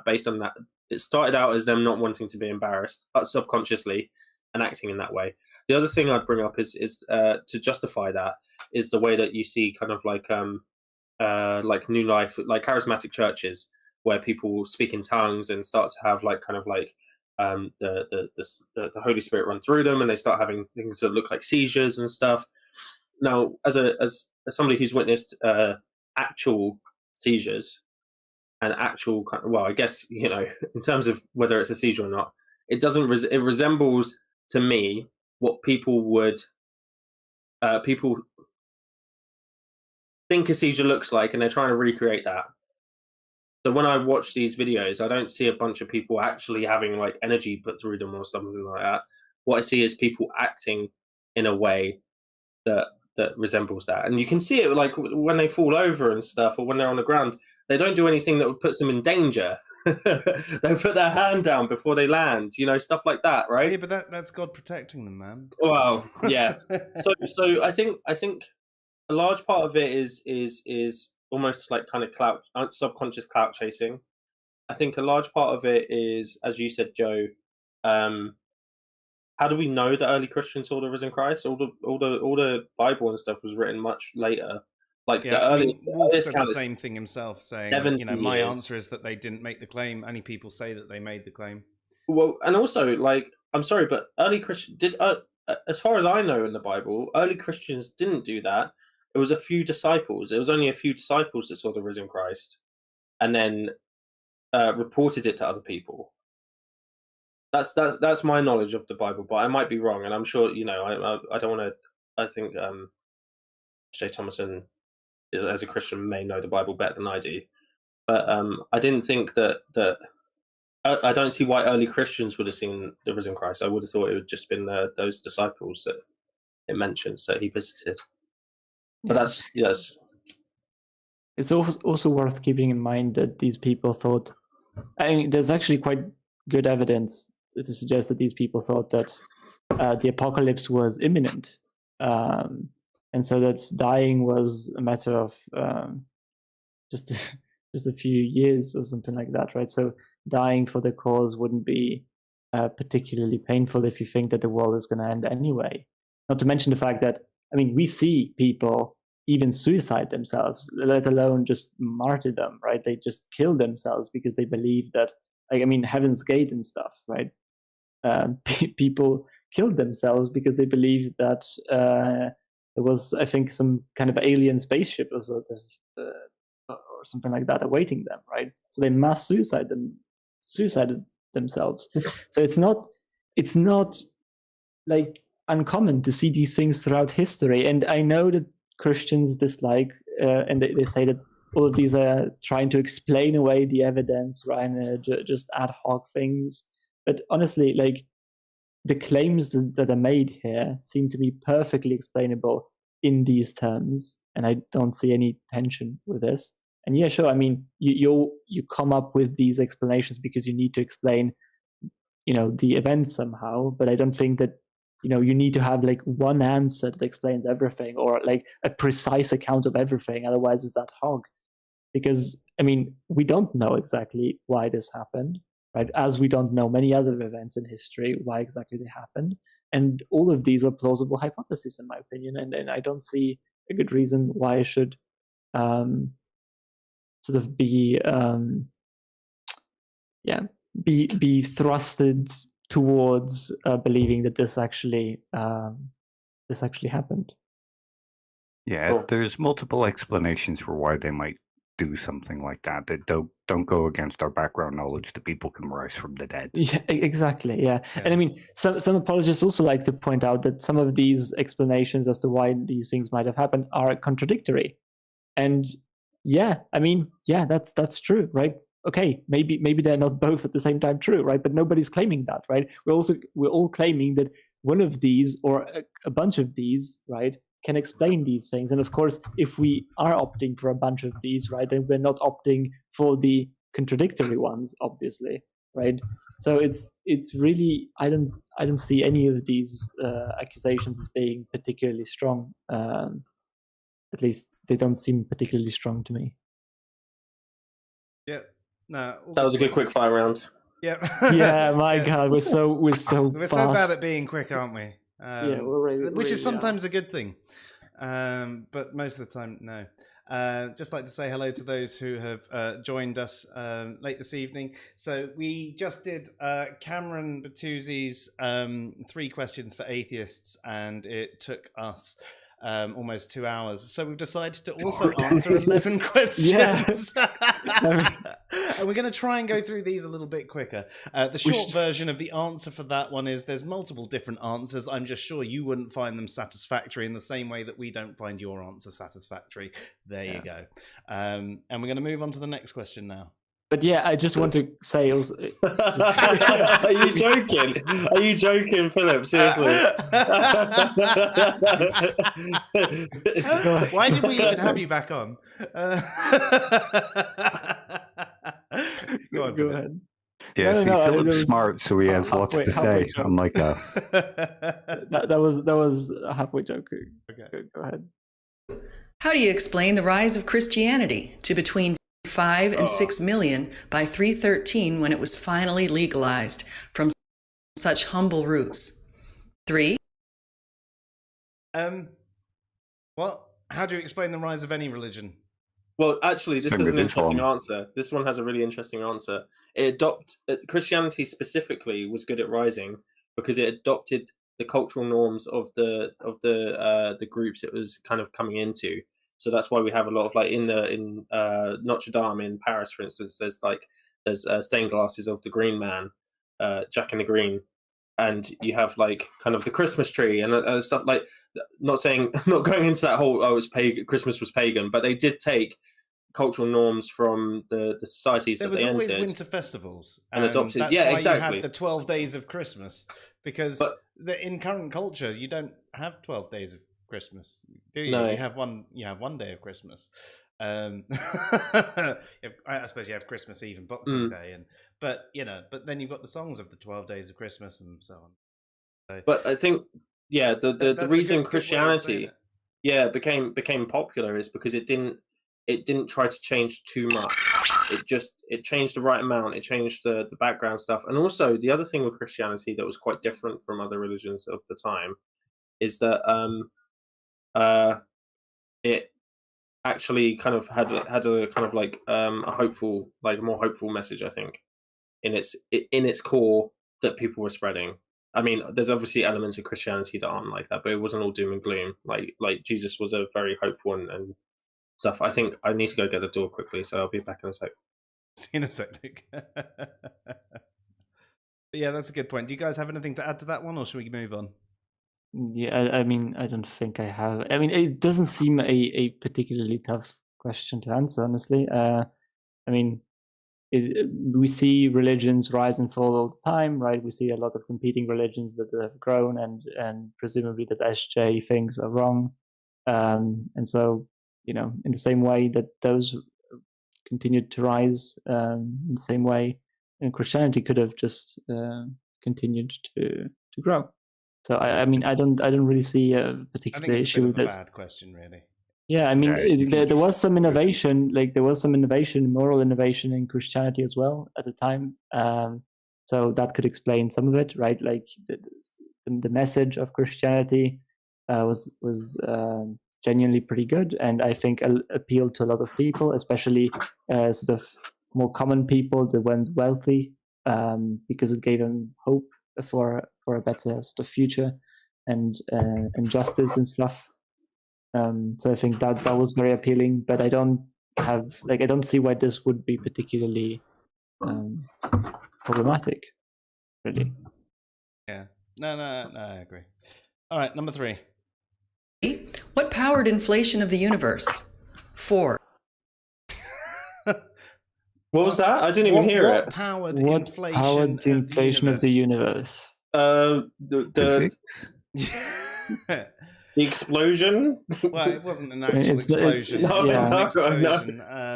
But the general theory that I seem to feel makes most sense is the fact that there was energy in the form of pure light energy in the universe, so photon energy, and this formed perfectly balanced matter and antimatter pairs. But in the vacuum of space, one of the byproducts is quantum fluctuations, or the virtual particle, and basically little twitches, and these at one point just threw the pairs slightly off balance, and it started the whole chain of reaction that we know as cause and effect today, and this caused the inflation and so on and so forth, and here we are. No, Now- God just blew into it like a balloon. But I mean, there's a number of different thoughts on this. That's just one of them. So again, this question doesn't seem to have much depth to it. We go on to the next one. I think that's well answered. There's loads more. Why are humans spiritual? Why are humans spiritual? Oh boy. This is Development of conscious thought and the need to understand the world And explain. and the development of imagination and the attempt to explain the phenomena that we are experiencing. I definitely think, for me, consciousness, when consciousness got to a certain point, Philip, I can see your smile. When consciousness got to a certain point, reflection and kind of inquisitiveness became more important to us, and because we didn't have the answers we had to use our imaginations to create answers. That's my view anyway. And a certain sense of altruism. Yeah. Yeah, I mean, I agree. I don't have anything else to say. Oh, the one thing I'd add as well is, in terms of spirituality specifically, I think that we're naturally drawn to spirituality because it creates a sense of community. I think that those kind of like, essentially, like we're kind of like cognitively geared towards that kind of approach, simply because when we were developing, people who had that level of spirituality were more likely to have good social groups because they'd form more cohesive bonds. And we see that in like church groups and stuff now, and therefore they were more likely to survive, and that's why people have that naturally in them. And Kimmo says, I'm spiritual because of this Alberta Premium Cask Strength Y whiskey, 63.7%. I'd drink to that, except I don't have a drink right now because I've all run out. But these questions are making me need a drink, and as soon as they're done, I will get one between this and our next video. By the way, these are questions that atheists can't answer, people. Yeah, we can't. They're absolutely unable to. Well, I think what she means there is there's not an answer she'd accept. You know, I think we're giving perfectly satisfactory answers, but we're answering them from our ontological position. And, you know, but why though? Like, you can just say, "Oh, I don't accept." Like, this is just like Atheists at this point, right? Like, "Oh, I don't accept." Like, I mean, it's complete. I mean, I guess it probably has I hope she has a reason why, but I mean, it doesn't seem like impossible that these are correct answers, so it's not a logical thing. So yeah, I mean, Brina has a point. It's like, why humans do human things if not God? Yeah, that made me laugh. That's what these questions have been so far. Very on point, Brina. You also said why humans have thoughts. And Brainbug says, I blame dreams. Dreams give rise to the notion that there is this strange reality that one enters in dreams and meditative states, a proto-spirit world. I mean, that's actually something that you can see. People used to believe that their dreams were an alternate reality and all these things that were happening. And this is what like gave rise to certain things, especially when people were having lucid dreams, to things like astral projection and so on and so forth. This is a really good point, actually, because it links very well in with hallucinogens.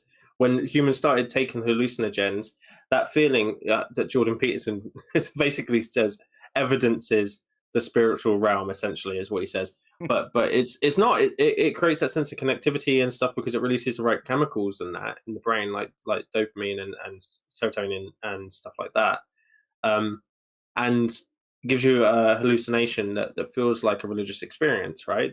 And I think that maybe we're looking at it the wrong way. Maybe we developed religious experiences because of that feeling when we started eating certain types of mushrooms, certain types of cactuses, you know.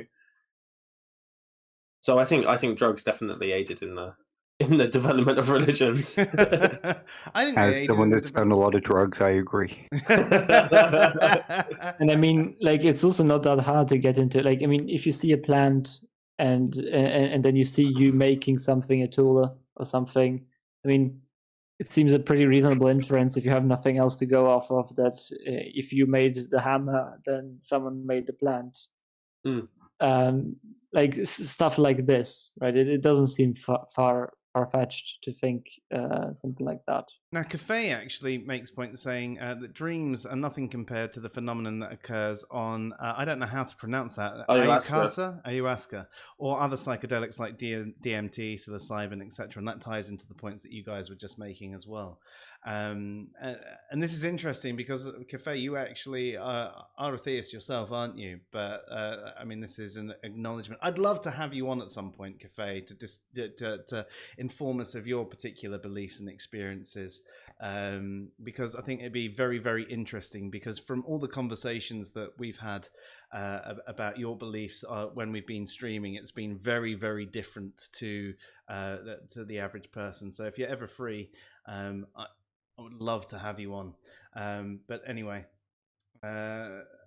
Timo's suggesting that I go soft on the whiskey if I'm still riding on the back pain medication. No, I'm not actually. I've got some muscle relaxants, but I haven't that I've been taking the last couple of days. But I haven't been on the back pain medication since Sunday. So yeah, thank you for your concern, though. Most appreciated.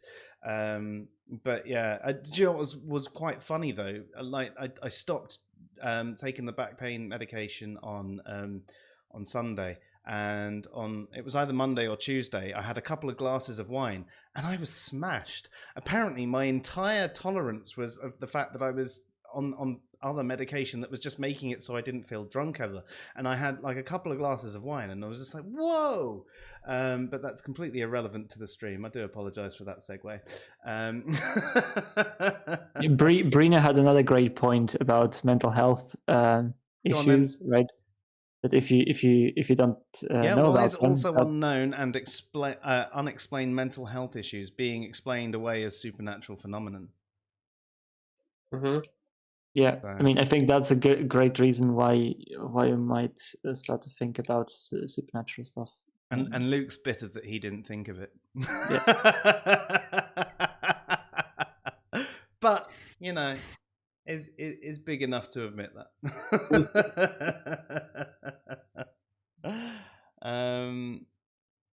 5. Where did consciousness come from? Oh God, this is going to be a tough one for me and Luke. It's a fundamental part of the universe. Yeah, it is. It is. No, it's not. Yeah, it's an emergent property of emergent property. Oh please! Oh please! Like physical states. No, it's not. There's no chance for that. No, clearly just God gave minds. Minds were there. They're always... Well, to be honest, though, surely if you actually approach it from a theistic point of view, mind has always been there. Yeah. So then if you accept that, then you could actually accept the other forms. So I mean, not just idealism, but panpsychism, because if it's just a property of the universe... If you were to say that it, you know, would it be a sort of special pleading if you were to accept one but not the other? Are you saying that panpsychism is a theistic argument? No, not at all. Not. No, I'm not at all. I mean, I'm saying it's a form of it's a property of the universe, is it not? No. In panpsychism, it's in panpsychism it is. Yeah. Yes, that's what I'm saying. In panpsychism, it's a property of the universe. But and if theism is true, it's a property of God, and God is part of the universe. So but I mean, it's not the same as the universe, right? That was no, that's true. Unless you're a pantheist, but exactly. Yeah, but also like God has a bunch of properties, right? So what might be really beneficial is because we do have two very clear differing beliefs in this about consciousness. Is Philip, you explaining yours and then me explaining mine? Yeah, okay. So I'm generally agnostic about the whole thing in the sense that I don't know if I'm missing something or if there's something. That I'm not seeing, but I'm sure about some things, right? I'm not sure that physicalism is doomed. I don't think that it necessarily is, right? But I do think that any physicalist framework that wants to explain consciousness is not going to explain it in terms of reduction. I think reductive physicalism is doomed to fail, and I don't see how it can succeed in any possible way. And there are a number of reasons for that, which I don't know if we want to get into that because that's a big argument. So I do think that if you think that reductive physicalism is doomed to fail, you have a couple of other options, right? You have some sort of like eliminativist view of consciousness, some like illusionist view of consciousness if you want to stay in the physicalist side, or you have non-physicalist options, right? Like sort of idealism, panpsychism, and of course forms of dualism. And essentially, I don't think that idealism or panpsychism are unlikely. I think they are actually pretty reasonable views. But yeah, I don't know exactly if I would full on go into that. I just think that arguments against them are usually a bit poor, and that again, that reduction is a doomed project from my perspective. From at least if I'm not missing something big, like I can't see how it possibly can work. Yeah, I mean, I think I'd agree with you on being completely reductionist. You know, I mean, that's because of the hard problem of consciousness. Essentially, I do like the only thing that I'm sure about this when it comes to mind, or sure. I mean, sure is a big word, right? But I'm pretty convinced of when it comes to the problems of consciousness is that the hard problem of consciousness is a big issue. Then how do you want to navigate that? I'm not exactly sure, but I think that like a reductive view, a reductive physicalist view is pretty weak. Yeah, it's the weakest probably option. The only thing that some people will say is, you know, what's the difference? Because essentially, if you're saying from the panpsychist view, it's, you know, consciousness is you know, part of atoms and things like that. Not saying that atoms are conscious, but it's a part of atoms. And therefore, with enough of them together, they cause this property to emerge. And they'll go, well, how's that any difference to a physicalist saying it's an emergent property of the brain? Because well, there are a couple of reasons for that, right? Like, first of all, it wouldn't be like that consciousness emerges right from that. It would be simply like explain more complex form of consciousness, right, in terms of simpler forms of consciousness. So it's not like you have to introduce an entirely new thing. Second, like when you talk about physicalism explaining consciousness, right, you have to deal with the fact that there seems to be no language that can bridge that from a physicalist perspective, right? You cannot really describe or make physicalism or any physicalist explanation entail conscious phenomena because there is no language to bridge that gap in science. And yeah, so that's why you have to do something about that, right? So either the things that you have to explain, which would be sort of like conscious phenomena, do not exist in some meaningful sense. That would be sort of an illusionist perspective. Then everything that there is essentially the interactions of the brain, which everyone acknowledges that they have some correlation with the mind. Mm-hmm. Or you go with something like, I don't know, an idealist view or a panpsychist view. Some of them are sort of like dual aspect views, which sort of mean that it's the same thing, right? Which would be like, funnily enough, closer to an identity theory view. But it is like an identity theory view where it's the same thing, right? What happens in the brain is the same as the mind, right? But there is like an ontologically separate aspect or outlook at the same things, right? Which would be the I guess the consciousness side of things, and then from the other perspective, from the third person view, it would be like looking at the brain. Do you guys want to weigh in? Dave, I'll let you go first because I'm obviously going to explain a completely different side of things. I could let you go first. My view is basically similar to a sort of mind and brain are kind of the same thing, but they express themselves in two different properties, both the mental and the physical. Sort of like a property dualism kind of idea. Okay, so I guess my view is that the mind and consciousness is an emergent property of the brain. So I guess Philip, would that be a reductionist, physicalist? Yeah, I think so. Like, It would okay. be something like that. Yeah. So I mean, I don't believe that consciousness is a fundamental property of the universe. I don't think it's necessary to exist. I think that it could have easily not existed in the way that it does at the moment. I think that the way that so my view is that the way that we evolved as animals benefited from a level of consciousness, and it developed as kind of a byproduct, which then turned into something that aided survival, which then in turn developed to the point where it appears as it does today. Now, I do agree the hard problem of consciousness is a difficult thing to consolidate.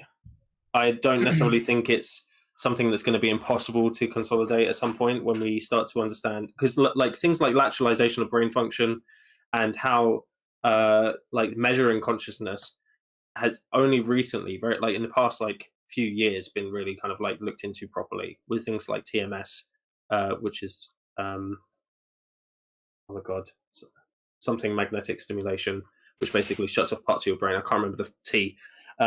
Shuts off part of your brains and stuff. And I did it, and it was weird, really weird. Like part of my color in one side of my like sight went. So we can affect conscious experience through. Did you just read that consciousness is emergent property of day parts? Yeah, so that I was trying to ignore it because I was like, I don't want to laugh too hard.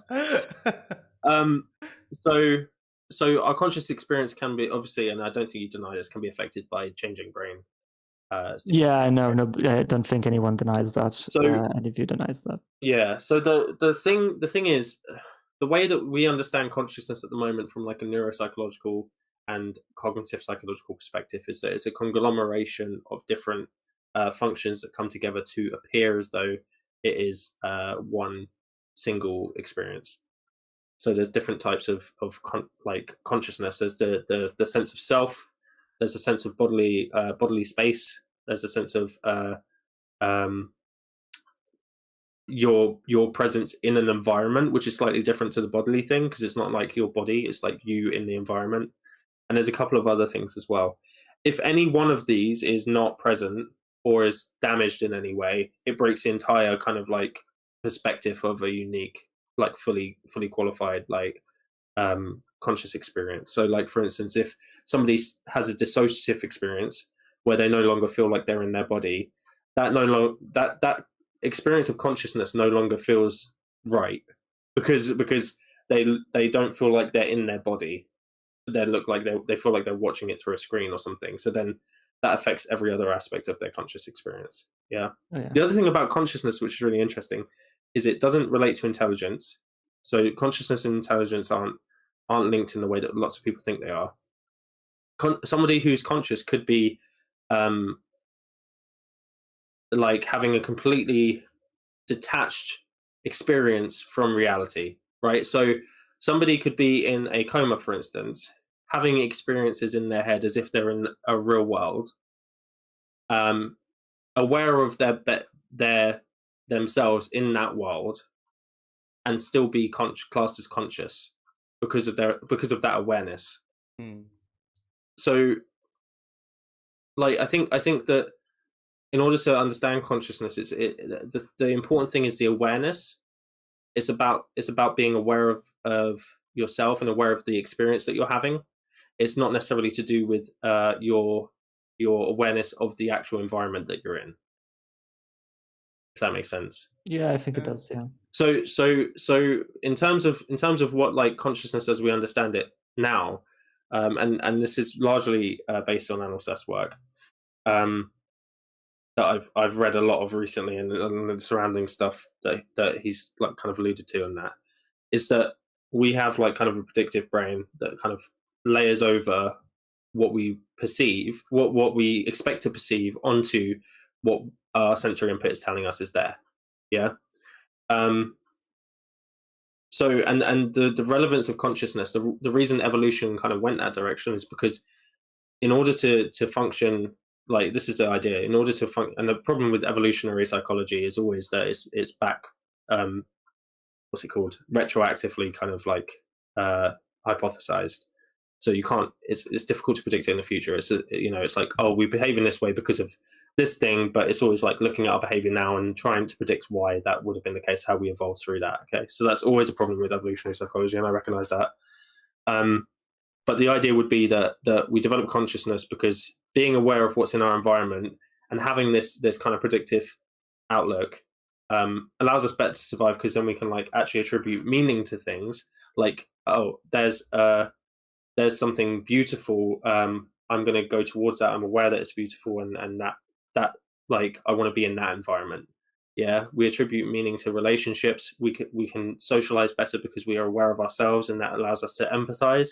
And Philip, I know what you're going to say to this, because you say I can conceive of how this would happen even if people didn't have consciousness. That's your point. Yeah, I can't. Yeah. I genuinely can't. I can't imagine there being an organism that can genuinely empathize with another organism if it's not aware of itself and it's not aware of the other. I mean, the other yeah, being, no, wait right? a minute. But here's the difference, right? I can't imagine how an organism would empathize genuinely with another organism without consciousness. I agree with you on that, right? But that's not the point, right? The thing that you were trying to explain is what it is advantageous for, right? And what behavior it explains, right? And that's where I don't see any reason to assume that. So yeah, I guess for me, the behavior is improved social practice that you don't see, because other organisms that I would say aren't conscious don't have that complexity of social interaction. Like ants, for instance, they technically they bury their dead, right? But that's because they don't want they take them far away and they put them in the ground, right? But that's not a sign of respect or anything, and that's not an empathetic approach to that. Not That's like an elephant graveyard. Yeah, not like an elephant. That's a practical approach to surviving, and they've just learned that as like yeah, sure, but I don't see why that sort of behavior that we have cannot be explained without there being a light on, right? Because it has certain advantages in society, right? With the evolution of societal behavior, which is beneficial for our species in general, we get to see all of these things, right? And some of them might actually be a byproduct as well. Like no, I think it was a byproduct initially. Exactly, right? So I don't see why for any of these there needs to be right. So let me clear light on, right? Yeah, I think clearly we have machines that can do a lot of this, right? And can learn and develop very complex behavior. Like you can just look at certain experiments that we have, right? About how you just give certain bots, I guess, goals, right, to play a game, right, and they develop through learning a strategy, right, and they start to show very complex interactive behavior between them, almost as if they knew what the other one was doing and stuff like that, right? You can see that happen all the time in these types of experiments, and I don't see, and I mean, I don't suppose that you think that these bots actually no. There's something like these bots, and I think like there's a clear difference between the kind of the purpose of a human or a conscious entity playing a game versus the bot, right? The bot wouldn't apply meaning to the game. It would have a set of rules that it follows, and then it would try to reach the goal. No, I mean that's the point, right? Though, because with sort of artificial intelligence and stuff, it's not really about you teaching and giving the bot a certain set of rules, right? It's about letting them discover how to behave and letting them over generations. But within certain parameters, still, like you give them the goal, like you give them the goal, but like you can easily have analogies, right? In evolution, actually, you have to have analogies in evolution because otherwise evolution wouldn't happen, right? You need to have certain goals. Like, for example, in evolution, you have survival, right, and reproduction. These are goals, right? Clearly, yeah. But if you don't have them, then evolution doesn't happen. And in the same way, I think you can. Then it's essentially what I'm trying to say. Then it essentially becomes a game of trying to survive. And try to reproduce, right? But it doesn't apply meaning to that. That's what I'm saying. Like, there's no like for me, the application of consciousness was the kind of the reason that it did so well was because we were eventually able to apply meaning to things, and that wouldn't have been able to be done consciously.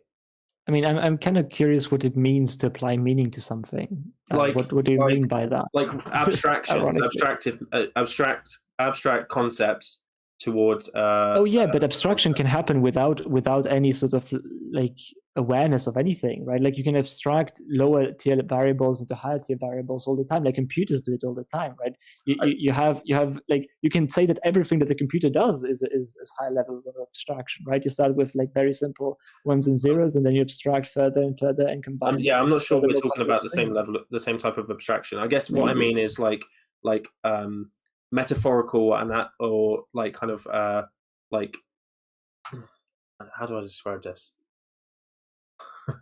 it's really it's complex.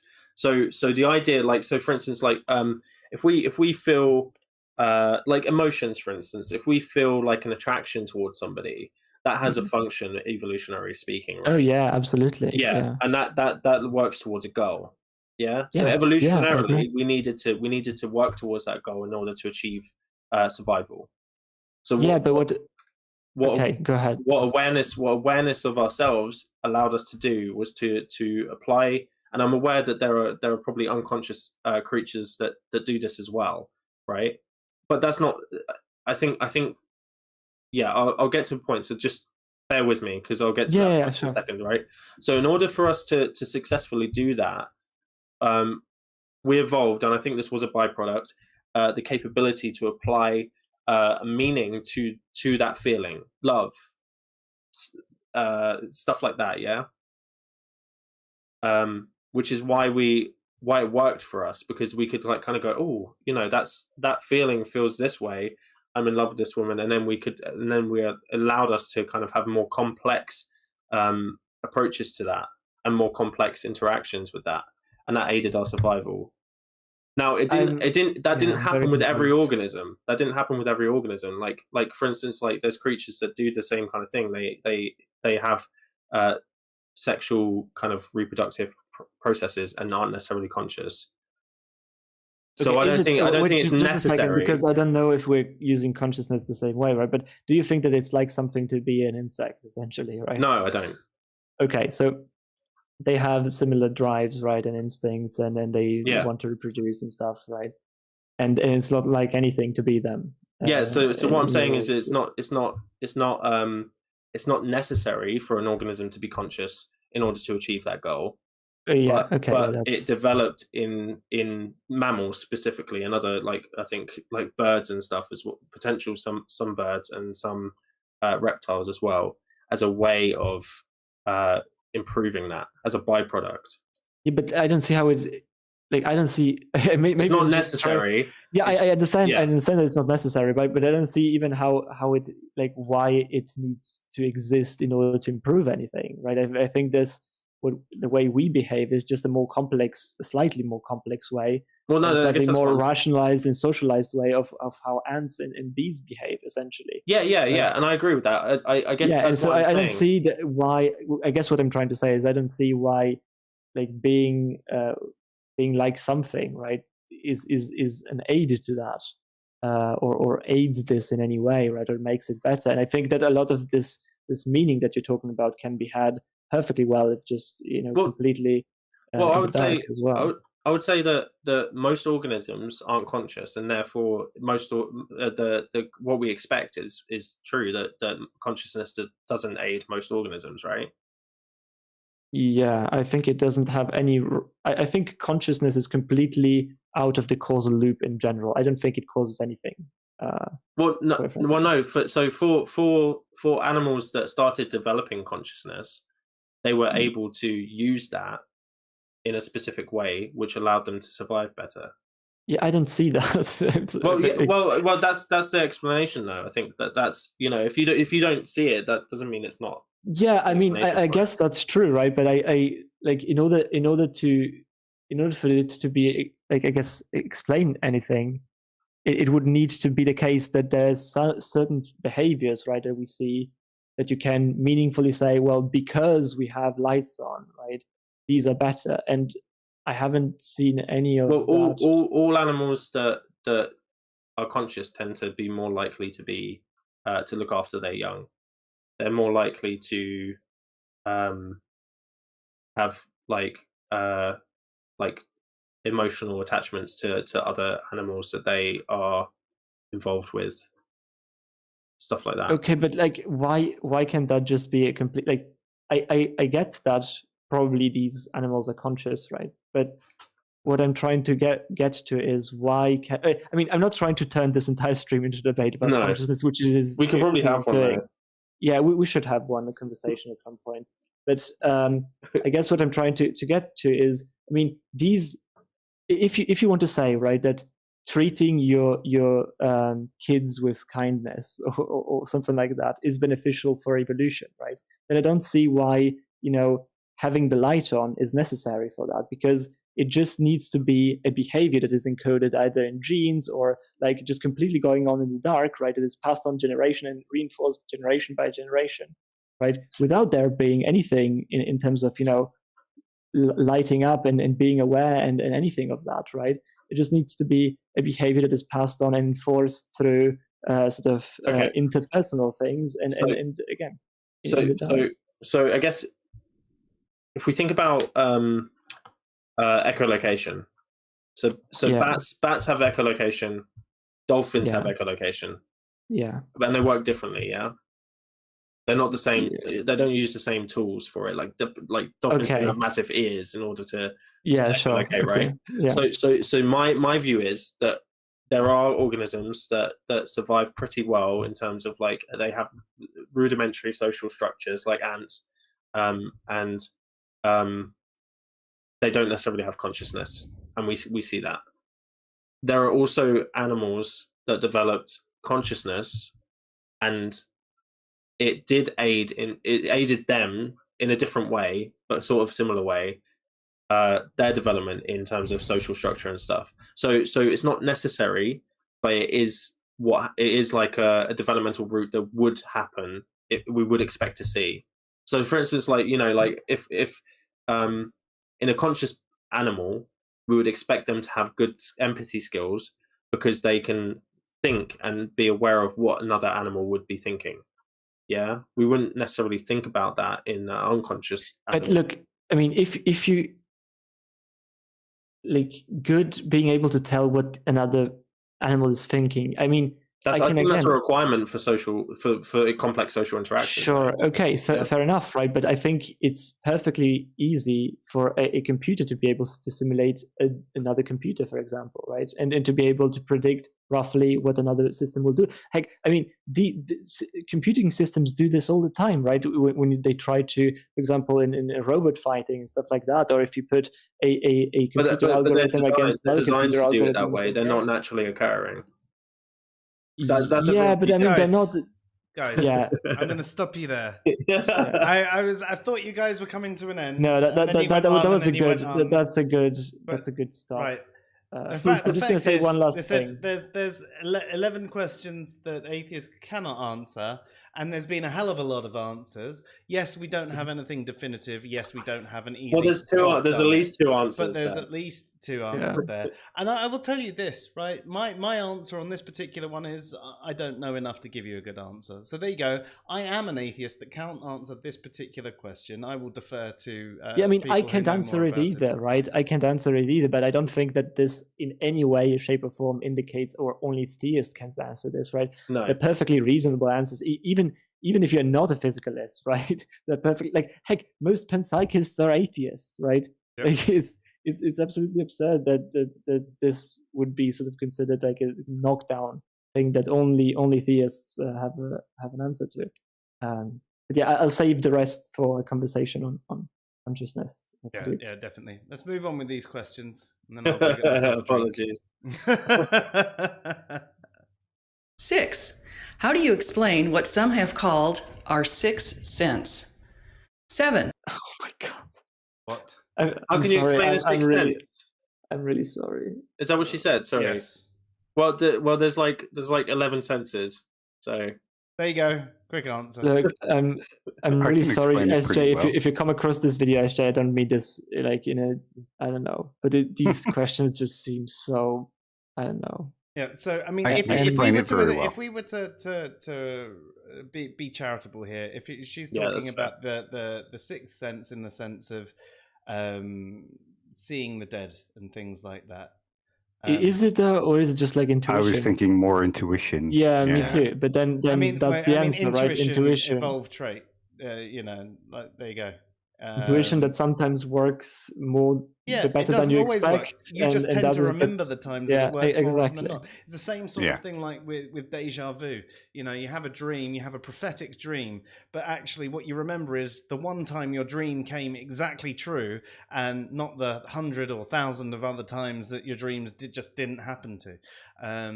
Same sort of thing. So, But also, yeah, what sixth sense is she talking about? Because there's mediumship, there's being able to read other people's thoughts, there's being able to see dead people, there's there's loads of different interpretations of and what as sixth you sense mentioned originally, Luke, there's more than the five senses that people go on about anyway. It's just that's the common meme, and then the sixth sense happens to be the spooky sense. And you're right as well to clarify that, say, well, there's different types of spooky sense, so which one of those? So yes, we can't answer that one because it's not clear or accurate. So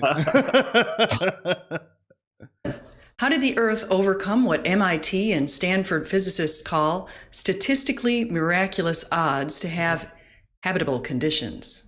Well, because statistically, in the universe, it's a very small chance that it would have occurred. So it's going to occur somewhere, and we just happen to be on the planet where it did. and if we weren't, we couldn't ask that question. Yeah, exactly. That's like saying, "Oh, how am I so lucky to be living in England and not?" Yeah, the Ukraine right now. Yeah, exactly. You could have been born anywhere on this planet, right? But you were born in this exact square meter on Earth, right? Those are astronomical odds. Yeah.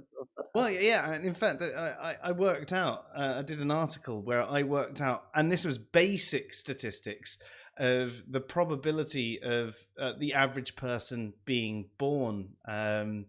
That specific sperm meeting that specific egg, and it was astronomical.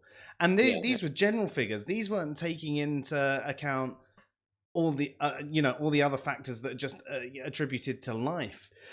This was taking it as read that these people were always going to meet and things like that. So it was just because something is highly improbable, is statistically improbable, doesn't mean it's impossible. And on a long enough timeline, pretty much all of these improbabilities can happen somewhere. Yeah, there's a great book actually by Alice Roberts called The Incredible Unlikeliness of Being, which is exactly what you're describing, Joe. So worth a read if anyone's interested in. Awesome. Good recommendation there. Let's move on. 8. Why does humanity cherish humility and honesty over pride and deceit? Why don't people like being lied to?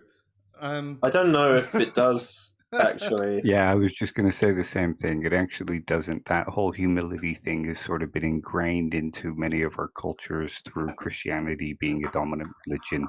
It's one of the things that Nietzsche talks about in the genealogy of morals. Yeah, and you look at the people who are most successful and mostly revered, it sort of goes against that. Deceitful, you look at the people like Trump, etc. Vladimir Putin.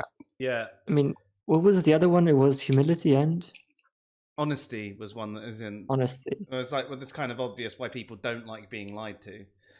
But people sometimes do prefer a pretty lie to the truth. Well, I mean, the whole thing around truth in America is it's pragmatic, isn't it? Not always. If you're talking about pragmatic theory of truth.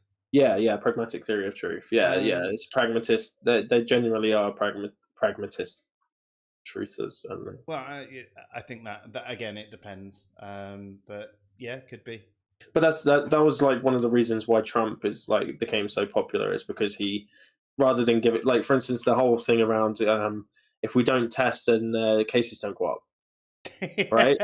Like that's a pragmatic truth. Like he's not. He is wrong. Well, no, like no, technically he's wrong, but that is true though. If you don't Yeah. test, then the statistics don't go up, but it Yeah. doesn't mean that they're not actually going up. But that's not necessarily being pragmatic in the sense of it's just you.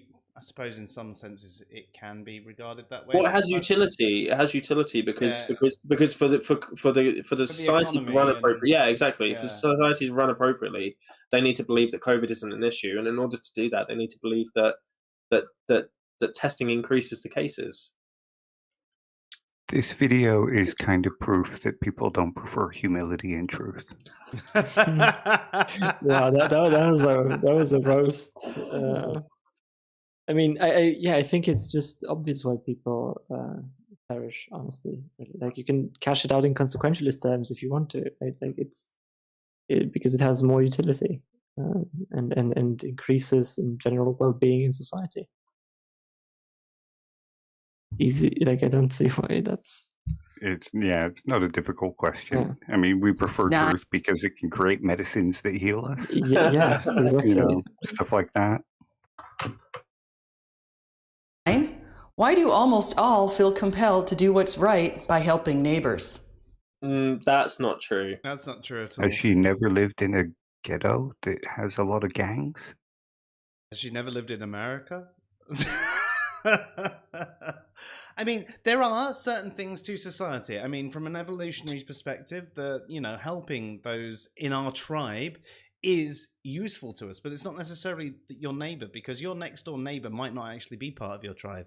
I mean, you see this when people are very politically or religiously driven. You can see people who are of a different religion or of a different political party, even if they are part of the same religion, they are sort of rejected. You even saw it in the Bible with the story of the Good Samaritan, where it was actually, okay. Well, he was shaming people, wasn't he? Sorry? He was shaming people Yeah. in that story. So, and the way people tend to behave. And that still happens today. People still tend to have these behaviors. So, yeah, we can say in an ideal world, yes, these behaviors are great, yeah. And we can say that actually, in Christianity, they're saying that this is a good way to behave, yeah. But it's not saying that people actually behave that way. The key thing for me as well in this whole thing is, and I'm going to use America as the example because it's the most obvious example. The West is specifically driven by capitalist individualism, and the fact that people aren't willing to pay a bit more tax in order to have a decent healthcare system in America is shocking, and shows that they aren't actually concerned about looking after their neighbor, but they're concerned about them and their own because they can afford healthcare and they've got a job that gives them insurance, so they don't need to worry about anyone else, especially not the poor and the people that can't look after themselves. So to me, this is a complete bullshit question because it actually goes against everything that we know about America specifically, but also the UK currently. Yeah, I mean, if Yeah, you're it's raised in pretty- a certain society, that kind of ideal is kind of pushed around, and you're brought up with it, and you live with it, and that. And there's a certain pragmatic element to it, where if you help your neighbor in times of trouble, they'll help you. Yeah. There's a whole bunch of reasons why people help their neighbors. They should pay more tax and have a decent healthcare system. The fact that the But religious that's right, not helping their neighbor. it is. Their neighbors are. Well, no, because you can hear them Sorry, arguing that's it tough. as, why should I help somebody who is lazy and does nothing and lives far across the world? Far across the country. They don't always see it as helping their neighbor. There's certain elements to it that kind of compel them to not want that. You're right. Whereas they you're might right. help the next door neighbor. Right. Yeah, I know you're right. But Jesus, when he meant your neighbor, didn't just mean your next door neighbor or the people in your community. He meant other people. How do you know? Were you there? I was there, actually. No, I learned it in my Christian school, bruv. Yeah. That's what I learned. Yeah, but that was at in my an Christian American school too. Christian But school. Yeah, That's true. yeah, exactly. That's true. They're Bible literalists. So when Jesus says neighbor, it literally just means the person who's next door. Right. Why is there a norm of reciprocity? 10. Why is there? What is wait, our wait, greater wait. purpose? That was on Why the is previous there- one. Why is okay. reciprocity the normal thing? Yeah, okay. Never mind. Is there a greater purpose? And 11, why is there We missed 10 there, didn't we? Greater purpose, something. purpose? And 11, why is there why is there a norm of reciprocity? Neighbors, why is there a norm of reciprocity? 10, what is our greater purpose? There isn't isn't one. To tell fart jokes on YouTube live streams. I have no idea what the answer to that question is. That's actually an answer that I would happily say. I just think there isn't a greater purpose. I just, Yeah, I don't think there is a greater purpose. I think the only purpose that we have is what we give to ourselves. And the fact of the matter is that, we can give this purpose to ourselves, but there isn't this ultimate purpose that I know some people crave. And that's why religion is so popular with people, because they want something to tell them what to do. And that's why you have so many different religions in so many different cultures, because they have these purposes. And that's why people sometimes jump around different religions, because they don't agree with their culture's purpose, but they actually like that purpose over there. And let's go along with that one. Yeah. Yep. Yeah, no, I'm fine with. Yeah, so go ahead, Luke. You're fine with no answer. Yeah, I'm fine with no answer as well. But just in terms of if we're thinking about a potential answer, because I don't think there is really one, but there are biological incentives. Did we die? Yeah, there's stuff that we are biologically hardwired to do generally, and compelled to do. It doesn't mean we have to, because we're kind of aware enough to overcome those kind of for more rational reasons. Like loads of people that say they don't want kids because they don't want to bring a child into the kind of world we have at the moment. They might want physiologically want a kid and have that drive there, but then actually go, I can't do this because of this reason. So we can kind of almost transcend our impulses, but they're there still. So I mean, that would be my very basic answer about purpose, is just to fulfill our biological needs. Yeah. I mean, as a naturalist, sorry, Philip. No, go ahead. I was just going to say, as a naturalist, I think that sort of entails that there is no greater purpose to the universe. The universe just is. But as I'm sort of a positive nihilist or a happy nihilist, sort of like an absurdist, I think there is no meaning out there, but we can actually give ourselves meaning. Oh, yeah. Even though it's kind of absurd to think in those terms, we can give ourselves meaning, but that's a subjective thing. It comes from existing in societies and existing within a world where we have all these options and ideals that we can pick from, but there is no one greater purpose. I concur.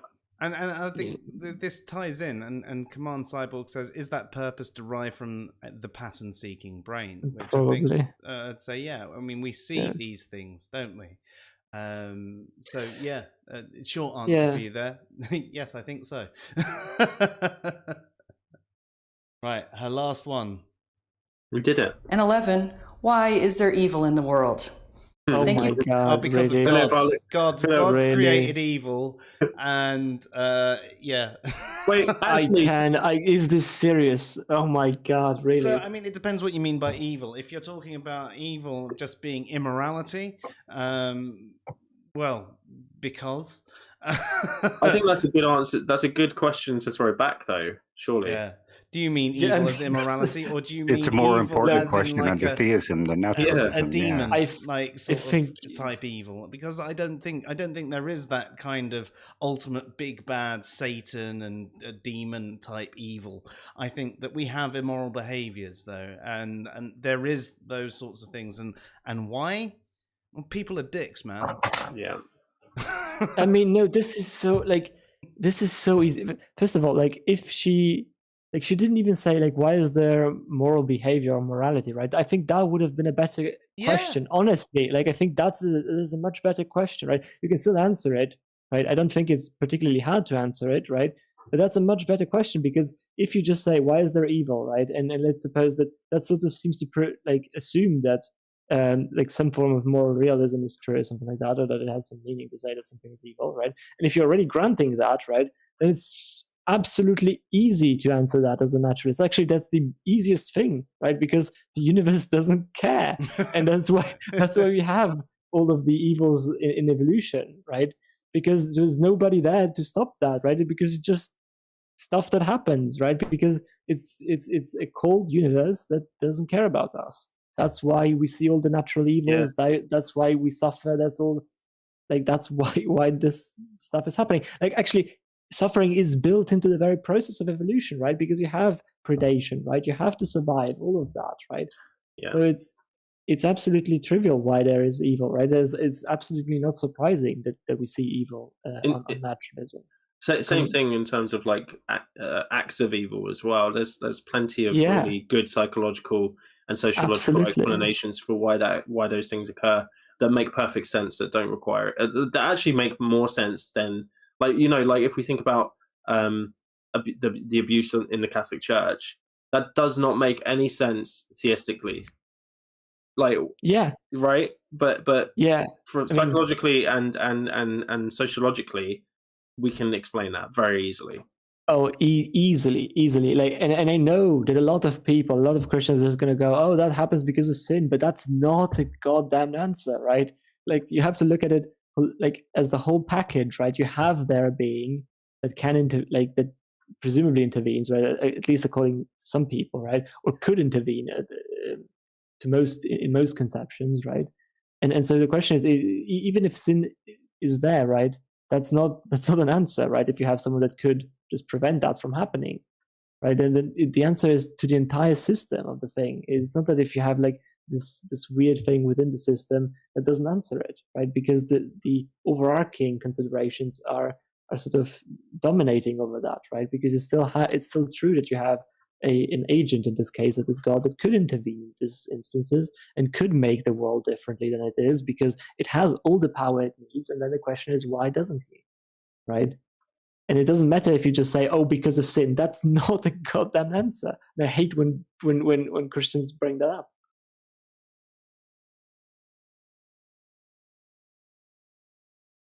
Yeah. Agreed. So, when did this come out? Sure. It's saying that a few years ago. Okay, it's a couple of years old. Okay, then I mean, I'm not gonna fault it too much. I mean, the thing is, saying that atheists cannot answer these. There's a couple of questions in there that maybe there is no answer, or at least it's no answer that would be satisfactory to her. But I think there's certain framing errors in a lot of these questions.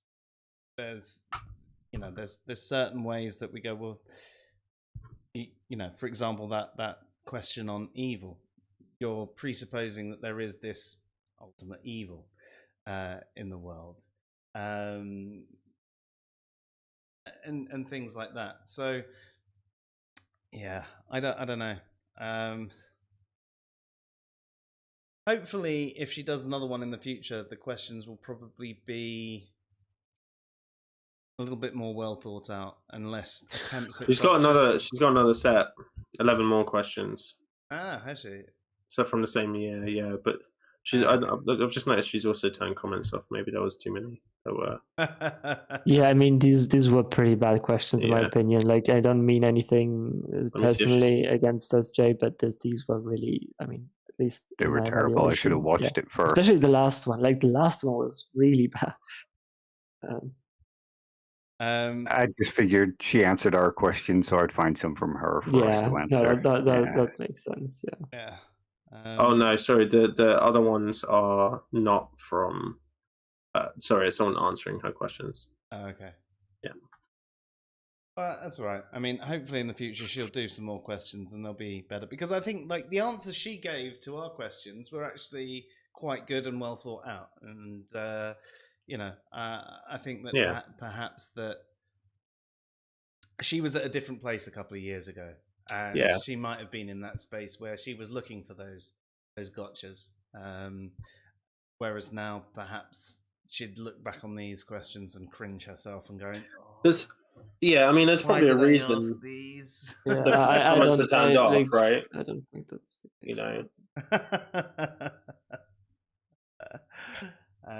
But yeah. Anyway, that doesn't matter. So, guys, I know it's obviously got a bit late, and we'd probably be further ahead if we didn't waffle on so long. So, do you want to try and do that last video, or do you want to leave it for another time? How long is it? I mean, I can tell you right now that that's not an option for me. But you can go if you want to, and you continue. That's cool. I'm happy to actually leave it there. Yeah. I need to pee.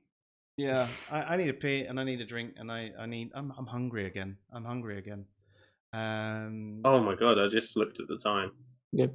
Yeah. Yeah. I was unaware until I do have work in the morning, but you know. Yeah, me too. I tend not to sleep, so. And it's an hour later for Philip as well. That's Is it 2 hours later for him? It's 1 a.m. for me. Oh, okay. There must have just been a random time when the time changed at some I point. think there was like 2 weeks or something. There was a time when it was 2 hours difference, wasn't it? Perhaps. I don't know. I don't know. I know it happens someplace in the world, but it really doesn't matter. Yeah, my module opens tomorrow, so I need to wake up in time to study as well as do other stuff as well. Yeah, it's Divine Disbelief is saying it's currently only 4:04 p.m. I mean, I'd love it if it was, although then I'd still be at work and they'd have hated me for spending the last 3 hours doing a stream. I'd probably be fired.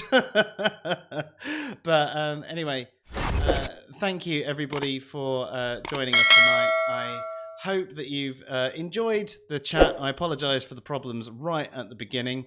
But yeah, hopefully you guys can check out that video from Rev as well, where he told us about his experience becoming an atheist.